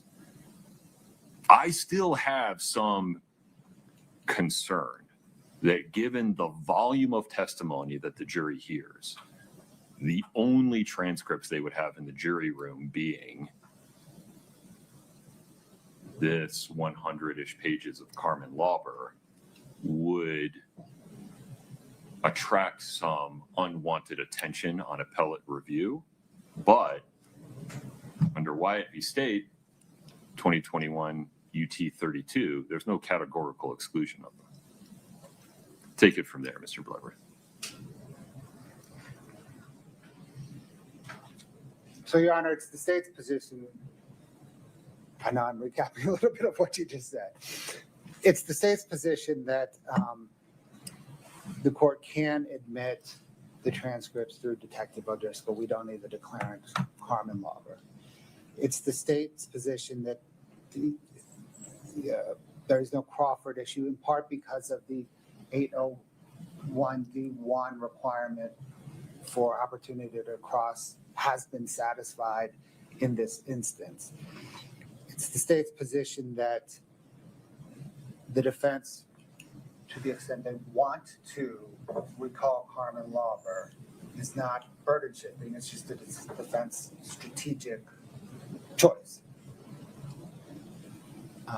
And it's the state's position that the transcripts can go back to the jury. Now, having said all of that,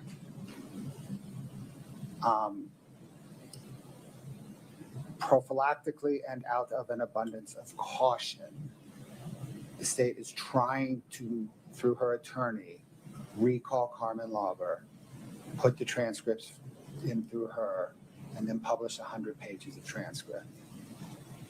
As much as the state thinks that is horribly, horribly inefficient and unnecessary.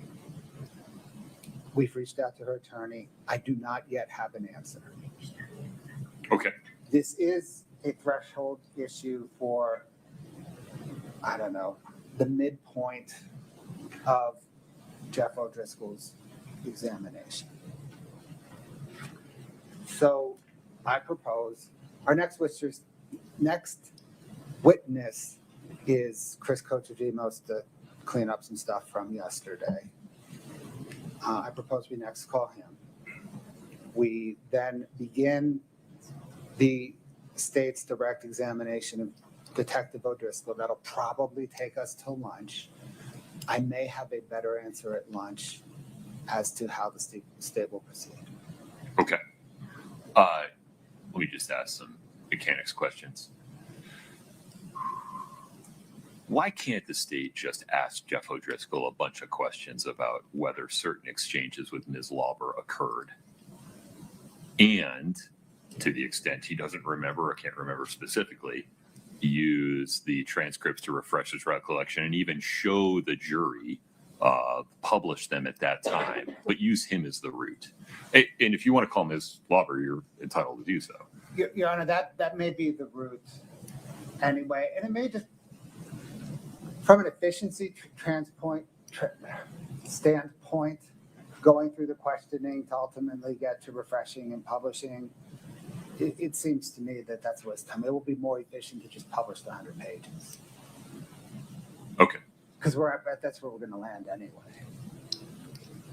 All right. Ms. Lewis, please proceed. I just want to make a record. Go ahead.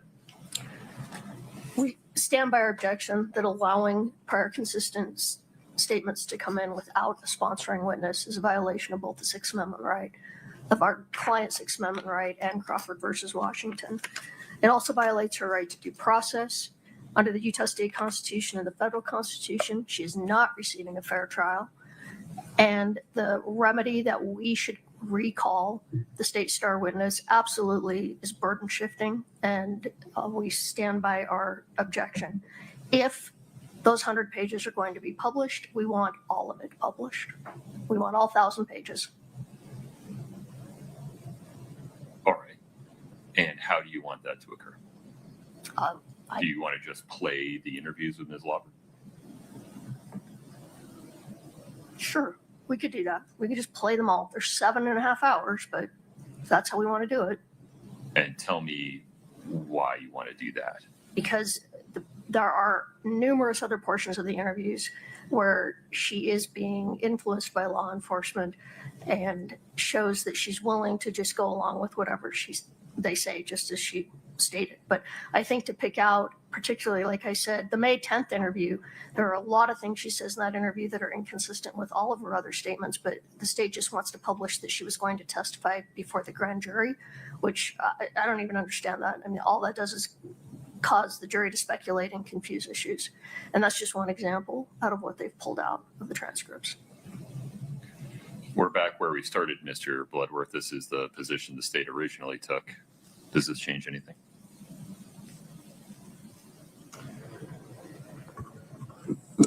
Your Honor, it's largely the state's initial position. The initial position of the state was then not to publish them, right? It was just to send them back so that the jury could, if they wanted to, I'm happy to send the whole things back. Ms. Lewis, speak to that. We're not asking, that's only if, we are not suggesting that that should happen, only if we're overruled. We'd rather it Which all go specific back. part, you got to be a little bit specific. We're not suggesting, it's not our position that any of this should go back. We're only saying if the court's going to allow some of it to go back, then under Rule 106, we need it all to go back. Forgive me, you've pivoted again. It's stay away from going back. Let's just stay on publishing. So I understand defendant's position to be if any of it's published, all of it has to be published. Correct. Okay. In response to that, the state, as I understand, is suggesting I'm inferring in the interest of efficiency, rather than publishing all of it, just make all of it available to the jury through the recordings and then allow counsel to make whatever arguments they want to make about, you should go back and listen to this part because you'll see this is what was happening. Speak to that for a minute. You could do that by stipulation. I'm not going to stipulate to that.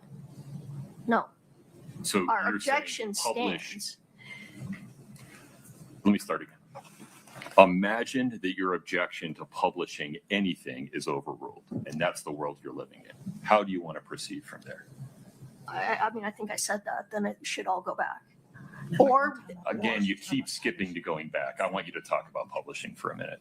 It's showing up on the screen. so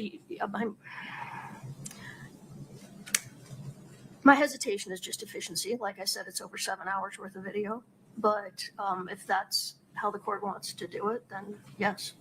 No. That's what I'm asking you. So imagine, here, I'll just make a ruling. I have considered carefully the authorities cited by defendant and the state. I've looked at the text of Rule 801.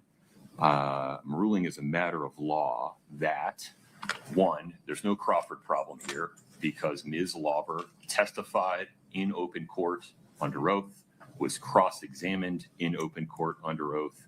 It is the cross-examination of her regarding the conduct and circumstances in her prior interviews with law enforcement and other agencies that creates the circumstances providing the foundation for admission of her prior consistent statements under 801D1B. So the defendants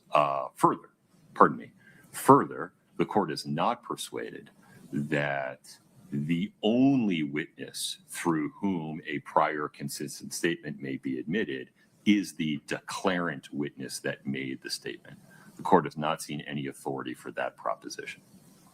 So to the extent the defendant objects to any of Ms. Lauber's prior consistent statements coming in any way, that objection is overruled. So Ms. Lewis, take it from there. Some of her prior consistent statements as designated by the state are admissible under Rule 801D1B. It's how we're going to provide that information to the jury that I need some input on. Well, I We guess- could just publish. We could admit and send back into the jury room. Speak to those two options.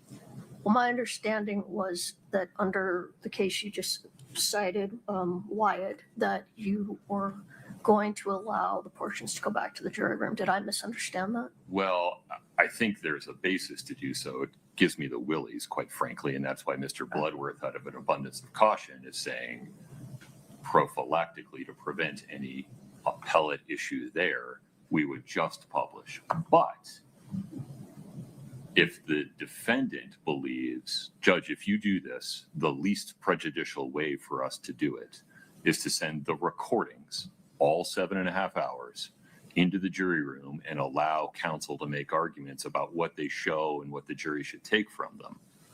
You could do that by stipulation. No, I don't want to do that.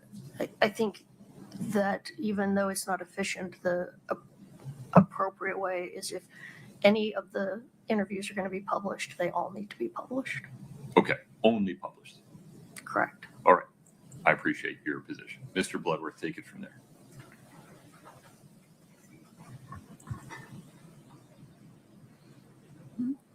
Your Honor, the state moves to just publish the narrowly tailored versions that we proposed as whatever it is, 8-57 through 63R.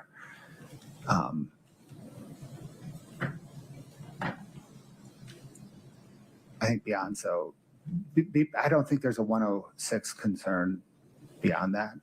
I don't know. We're going to find out, but okay. Yeah, and as a compromise, the state is fine with sending full videos back or some mix of publish the narrow pages and send a full video back. But the notion of publishing nearly 10 hours of interview is, I don't think it's productive. I think it's a waste of the jury's time. Okay. Ms. Liz. We object to it all going back. It's the same problem. The problem arises is the same as, well, let me rephrase that. The jury's been told they're to rely on their memory of witnesses. If the whole thing goes back, they can go over and over and over her statements on the video, which is not what they can do with any other witness. So if it comes in, it needs to be published, and then they have to rely on their memory just like they would with any other testimony. I appreciate that position. Why are we publishing all of it rather than just the parts or some parts of what the state has designated? Because there are, I mean, I already made my issue or raised the issue about the May 10th. We'll get there Transcript. specifically. Any others? Yes. I would have to go through, I have gone through, but to go through right now, every specific part. But there's a lot that's being left out. And a lot what's being left out are the statements where officers are telling her about what she needs to do in order to not have to go to jail, what kind of deals they're willing to make for her, what she needs to do and say, and that's not included. And yes, some of it she was cross-examined on, but there's a lot more statements like that she was never cross-examined on. Well, that's choices defendant made, though. So here, in order for me to include additional material, there has to be some basis. Is it a Rule 106 request? Yes, but in all fairness, the choice was made because that was all that she was questioned on in direct examination. Had there been a redirect back to where I started, then I would have chosen other portions, but I have lost the opportunity to do that. You haven't, but that's okay. You can certainly have access to this witness. Well, I think we've made our record on that. Are there Rule 106 portions you want to add, having reviewed the designations? I think we need all of it. I think the jury needs to see exactly what her demeanor is, how she acts with the officers, how the officers treat her. There are numerous other parts of this transcript that may come in through Detective O'Driscoll. I don't know yet. I mean, I don't know the answer to that fully yet, but there are a lot of other statements by both Detectives O'Driscoll and Detective Maynard that go to show that she was unduly influenced. There's a lot of it. I know, but you're not giving me which ones they are. It's because, I mean, all of them. Okay. All right. That it's hard to rule on because it can't be all. Why not? Well, certainly your position isn't that every single statement made by the law enforcement officers and every single answer is evidence of undue influence. It shows an arc. That's the state's point. Right. I know. And now if we're going to do part of it, then we need to show the whole arc. That's not how Rule 106 works. I need you to be more specific. I don't have specific outlines right now in the 1,000 pages of transcripts as to what we would want and what we would, I mean, we want all of it. If you want me to go through all 1,000 pages again and try and figure that out. I mean, guess we can find some time to do that, but So, Mr. Bloodworth, as for today, how does the state propose to proceed?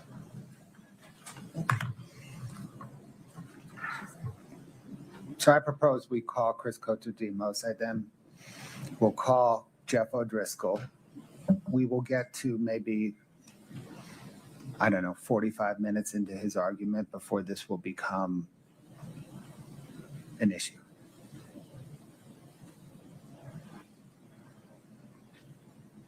Okay.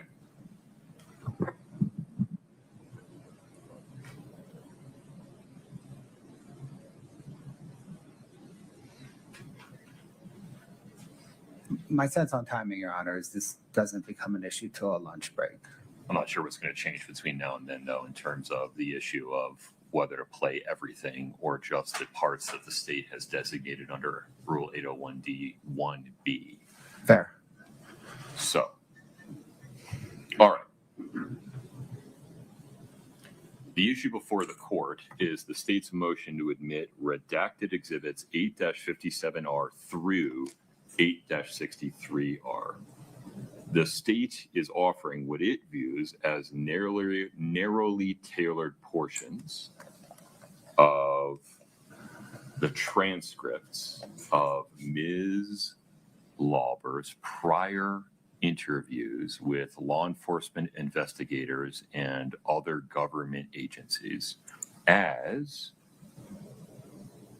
evidence of prior consistent statements by Ms. Lauber under 801D1B to rebut an express or implied charge that when she testified in open court in this case, she acted from a recent improper influence or motive in so testifying.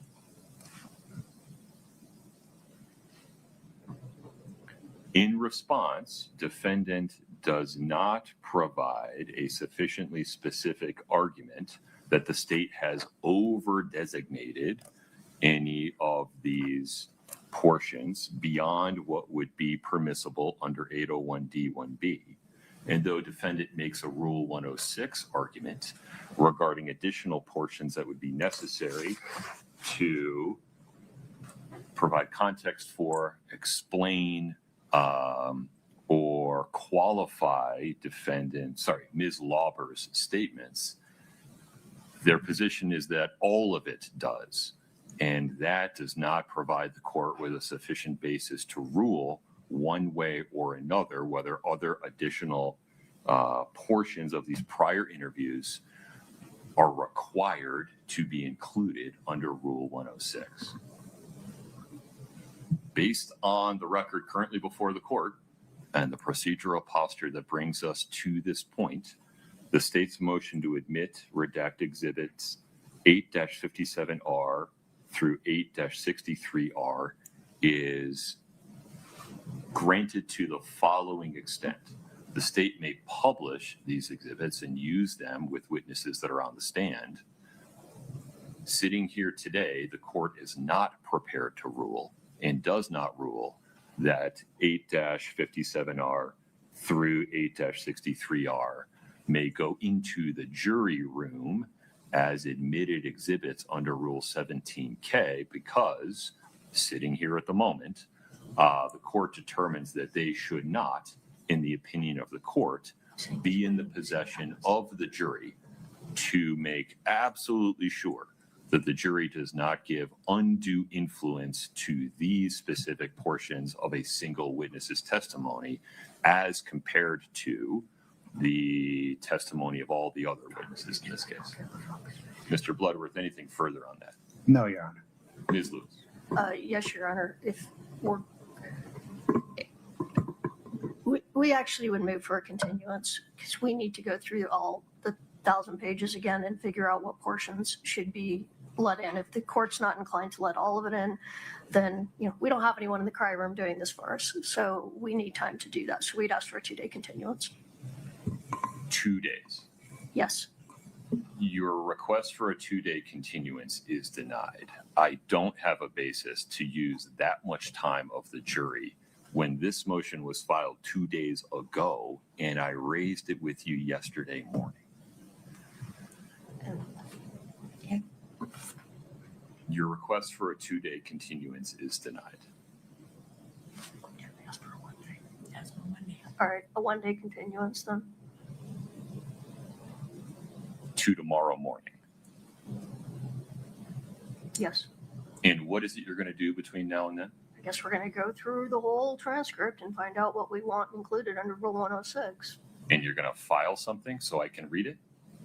Yeah.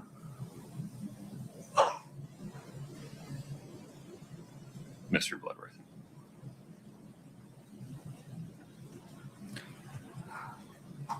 Your Honor, the state objects. Not only did the state file the motion 2 days ago with the specific portions, this whole issue was teed up last week when Carmen Lauber testified. I don't think there were any surprises in the motion, and I think the state's motion and the redacted versions it filed were probably what everybody expected.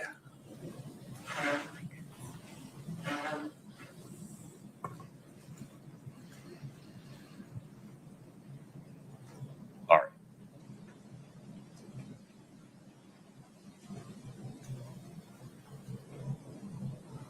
And Ms. Lewis, you'd be filing something in writing that had additional either Rule 106 inclusions or some identification of where the state has over-designated things, correct? Yes.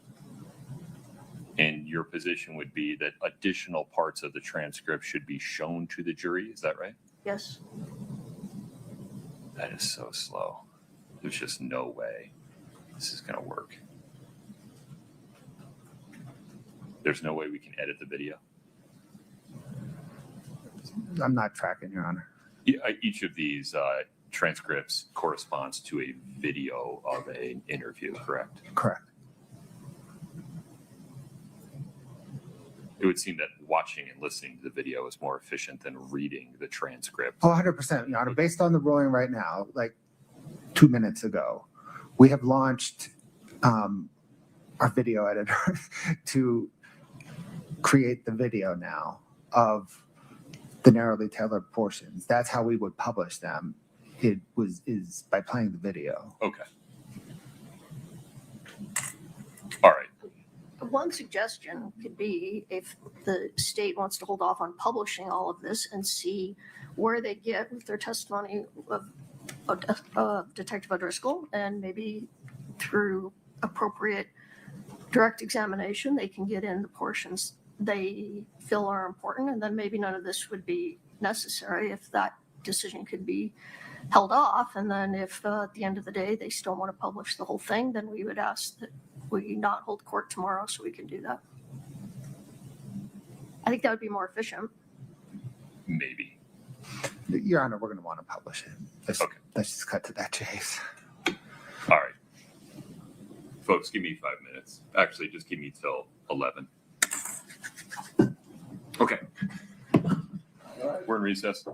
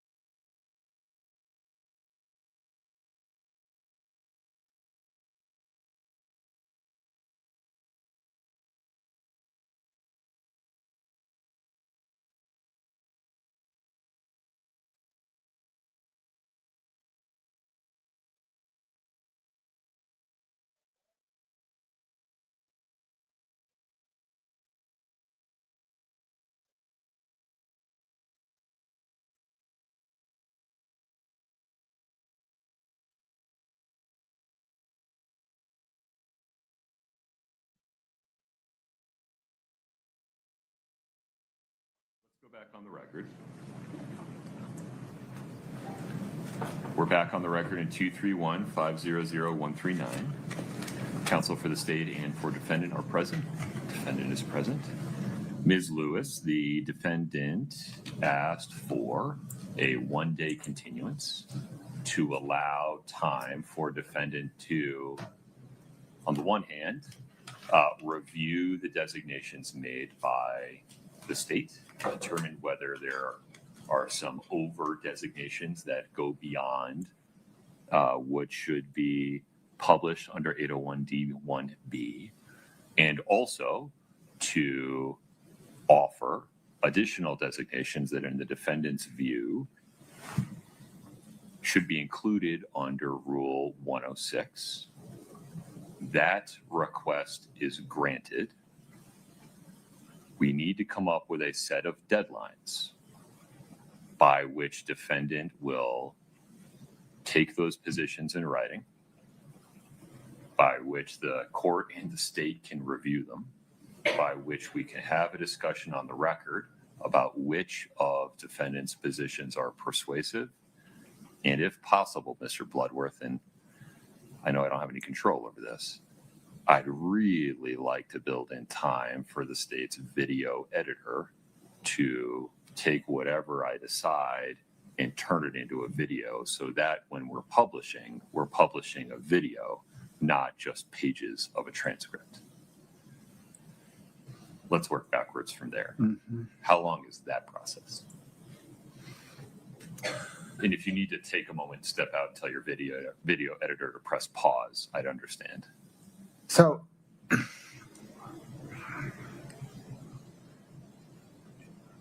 the state will, within an hour or two, maybe within 3 hours, have the video that corresponds to the status quo of the 6 exhibits. Understood. Now, depending on how much additional comes in and how much additional goes out. Right. Hard to say. 4 hours? Okay. All right. As a practical matter, do you think we should start midday tomorrow or just come back on Thursday?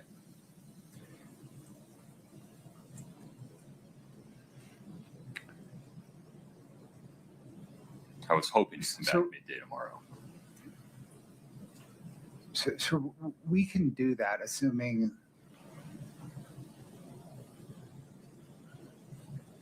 was the court considering a deadline from defense something like 6 p.m. today? Yes, something like that.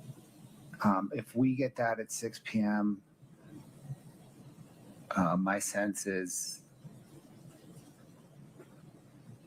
by 8:30 tomorrow, the state will have a response. The court rules by 9:30. 9:30. We can probably get the video done. Okay. Ms. Lewis.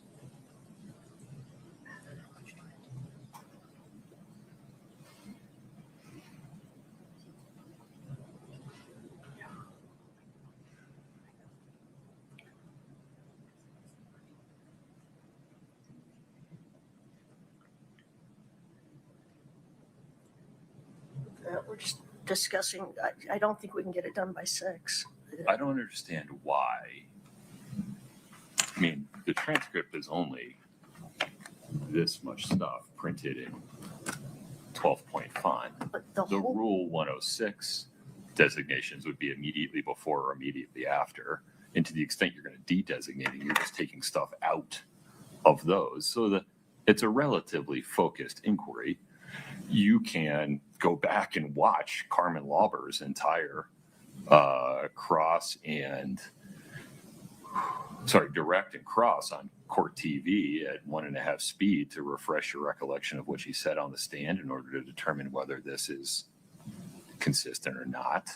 To the extent you want to get more beyond this, I'm not sure you're entitled to do that.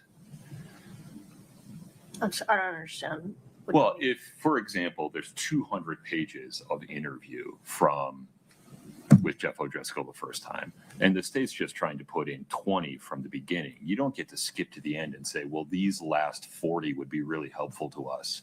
We made a strategic choice not to ask Carmen Lauber about them when she was on the stand, but we'd like to put them in now. That's not this exercise. I'm not sure I understand what you mean. The portions of the transcript that they pulled out are from portions of all 7 interviews. I agree, but they're not. They're just portions that are prior consistent statements. And so it's, did they over designate? This goes beyond a prior consistent statement. Or is there some stuff immediately before or immediately after under Rule 106 that's required to qualify, provide context, or explain?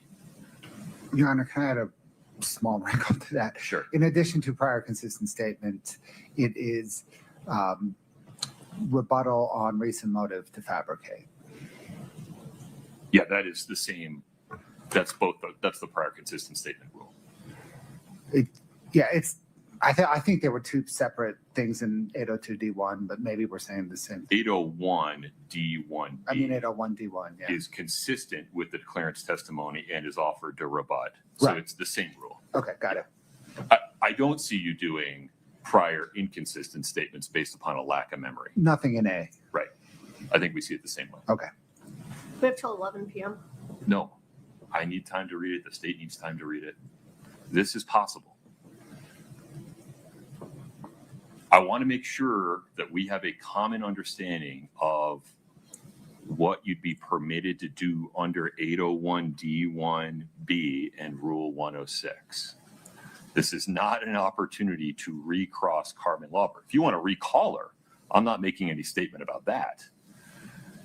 But to the extent there was stuff you wanted to put in your cross that you didn't, you're stuck with that for now until you recross her. If, on the other hand, there is an over designation by the state under the bounds of 801D1B, I need to know.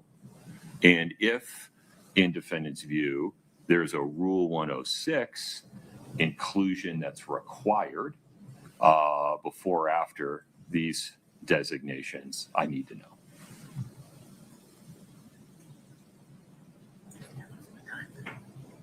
Understood. Okay.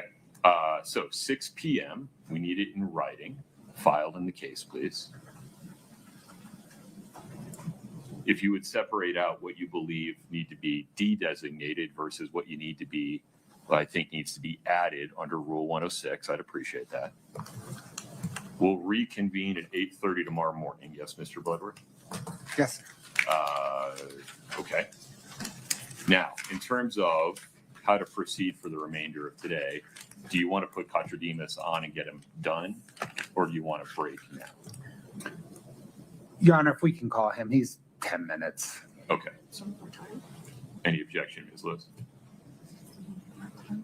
Eating into our time. All right. Oh, okay. Well, it's only gonna be 10 minutes. Yeah. All I'll right. let take an hour. Okay. Got it.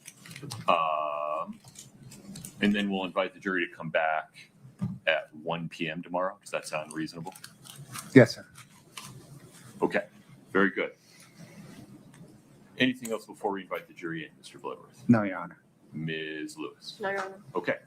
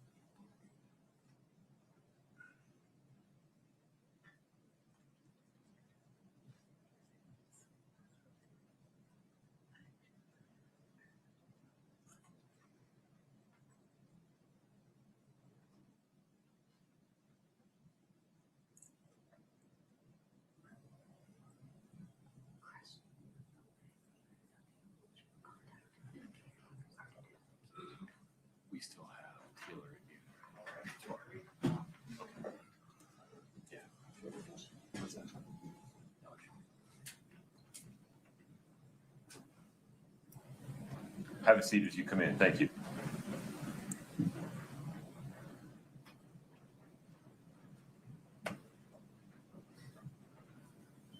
Have a seat. Thank you.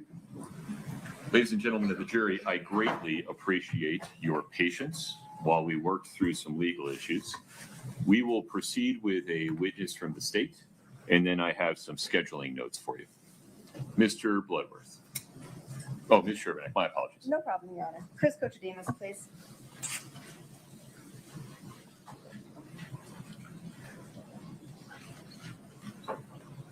If you step in front of Brady. Please raise your right hand. Do you solemnly swear the testimony you're about to give in the matter before the court to be the truth, the whole truth, and nothing but the truth, subject to the pains and penalties of perjury? I do. Thank you. Have a seat.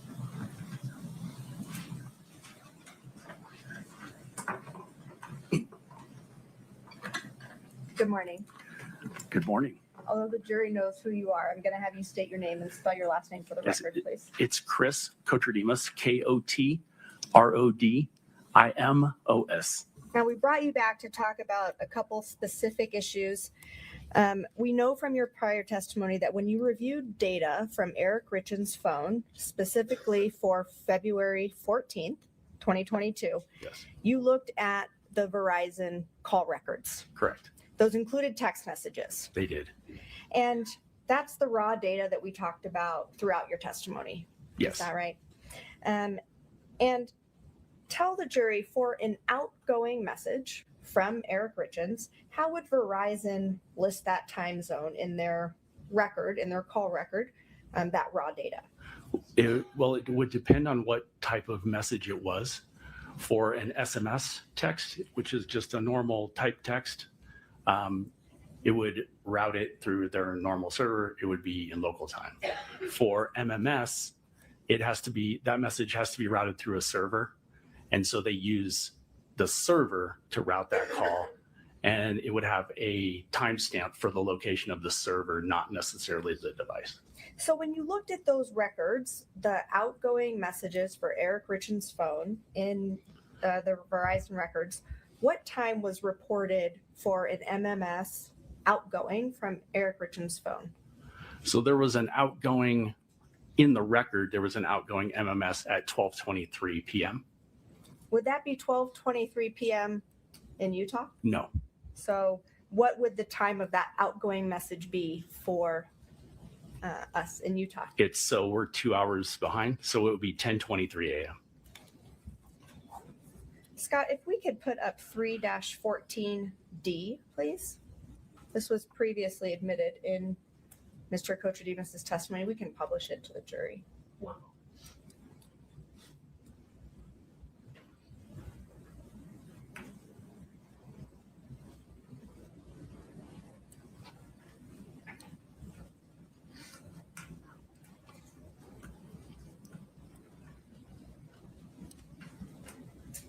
Okay, there you go.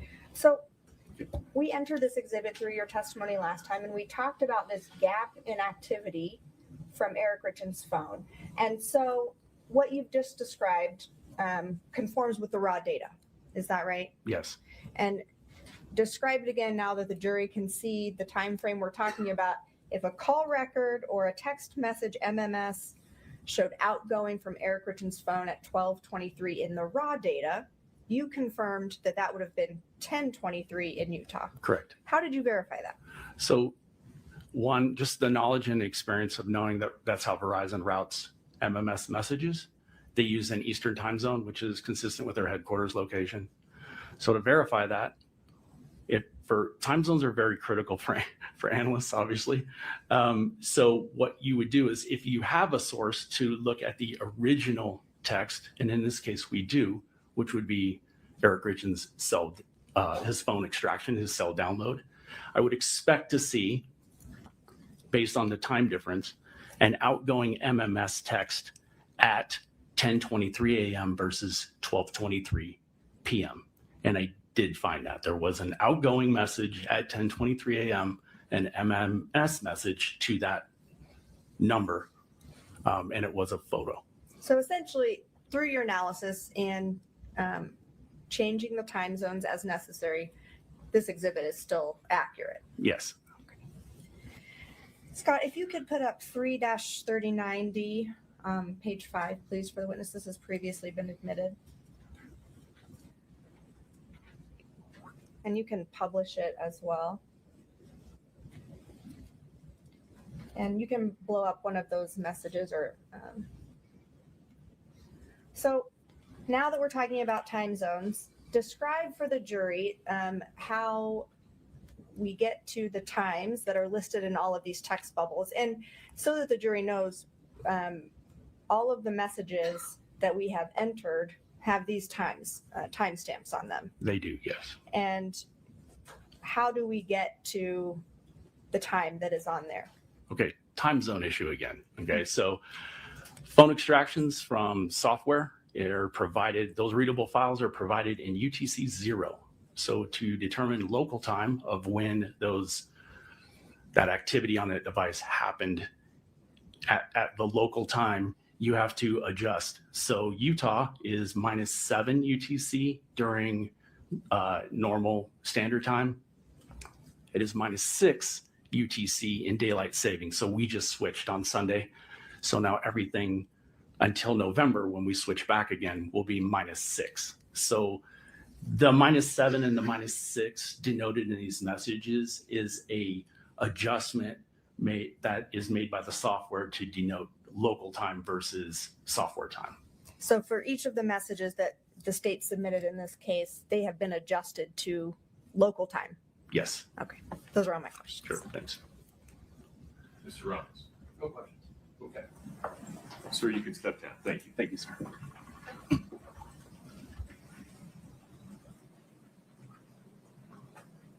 Council will proceed with the scheduling notes, correct? Yes, Your Honor. Ms. Lewis? Yes. All right. Ladies and gentlemen, I appreciate your patience this morning. We've been working very hard on some legal issues that will materially increase the efficiency of the presentation of evidence going forward. I know it's hard for you to know that, not being in the courtroom. I'm just asking you to take my word for it. We have more work in that regard to do. Rather than have you sit here while we do it, we're going to send you home for the day and not ask you to return until 1 p.m. tomorrow. So we will recess until 1 p.m. tomorrow.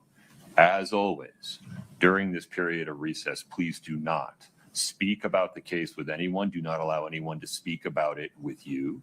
Please do not watch, listen, or read anything about the case. Please do not do any research of any kind. I greatly appreciate your patience. Travel safely. 1 p.m. tomorrow. Please rise for the jury.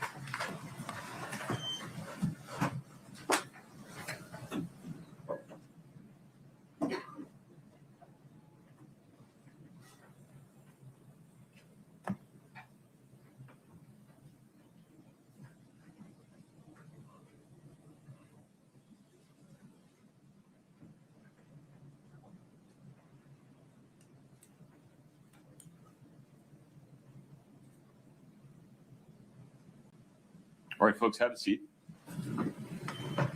Mr. Bloodworth, anything else on the record today? No, Your Honor.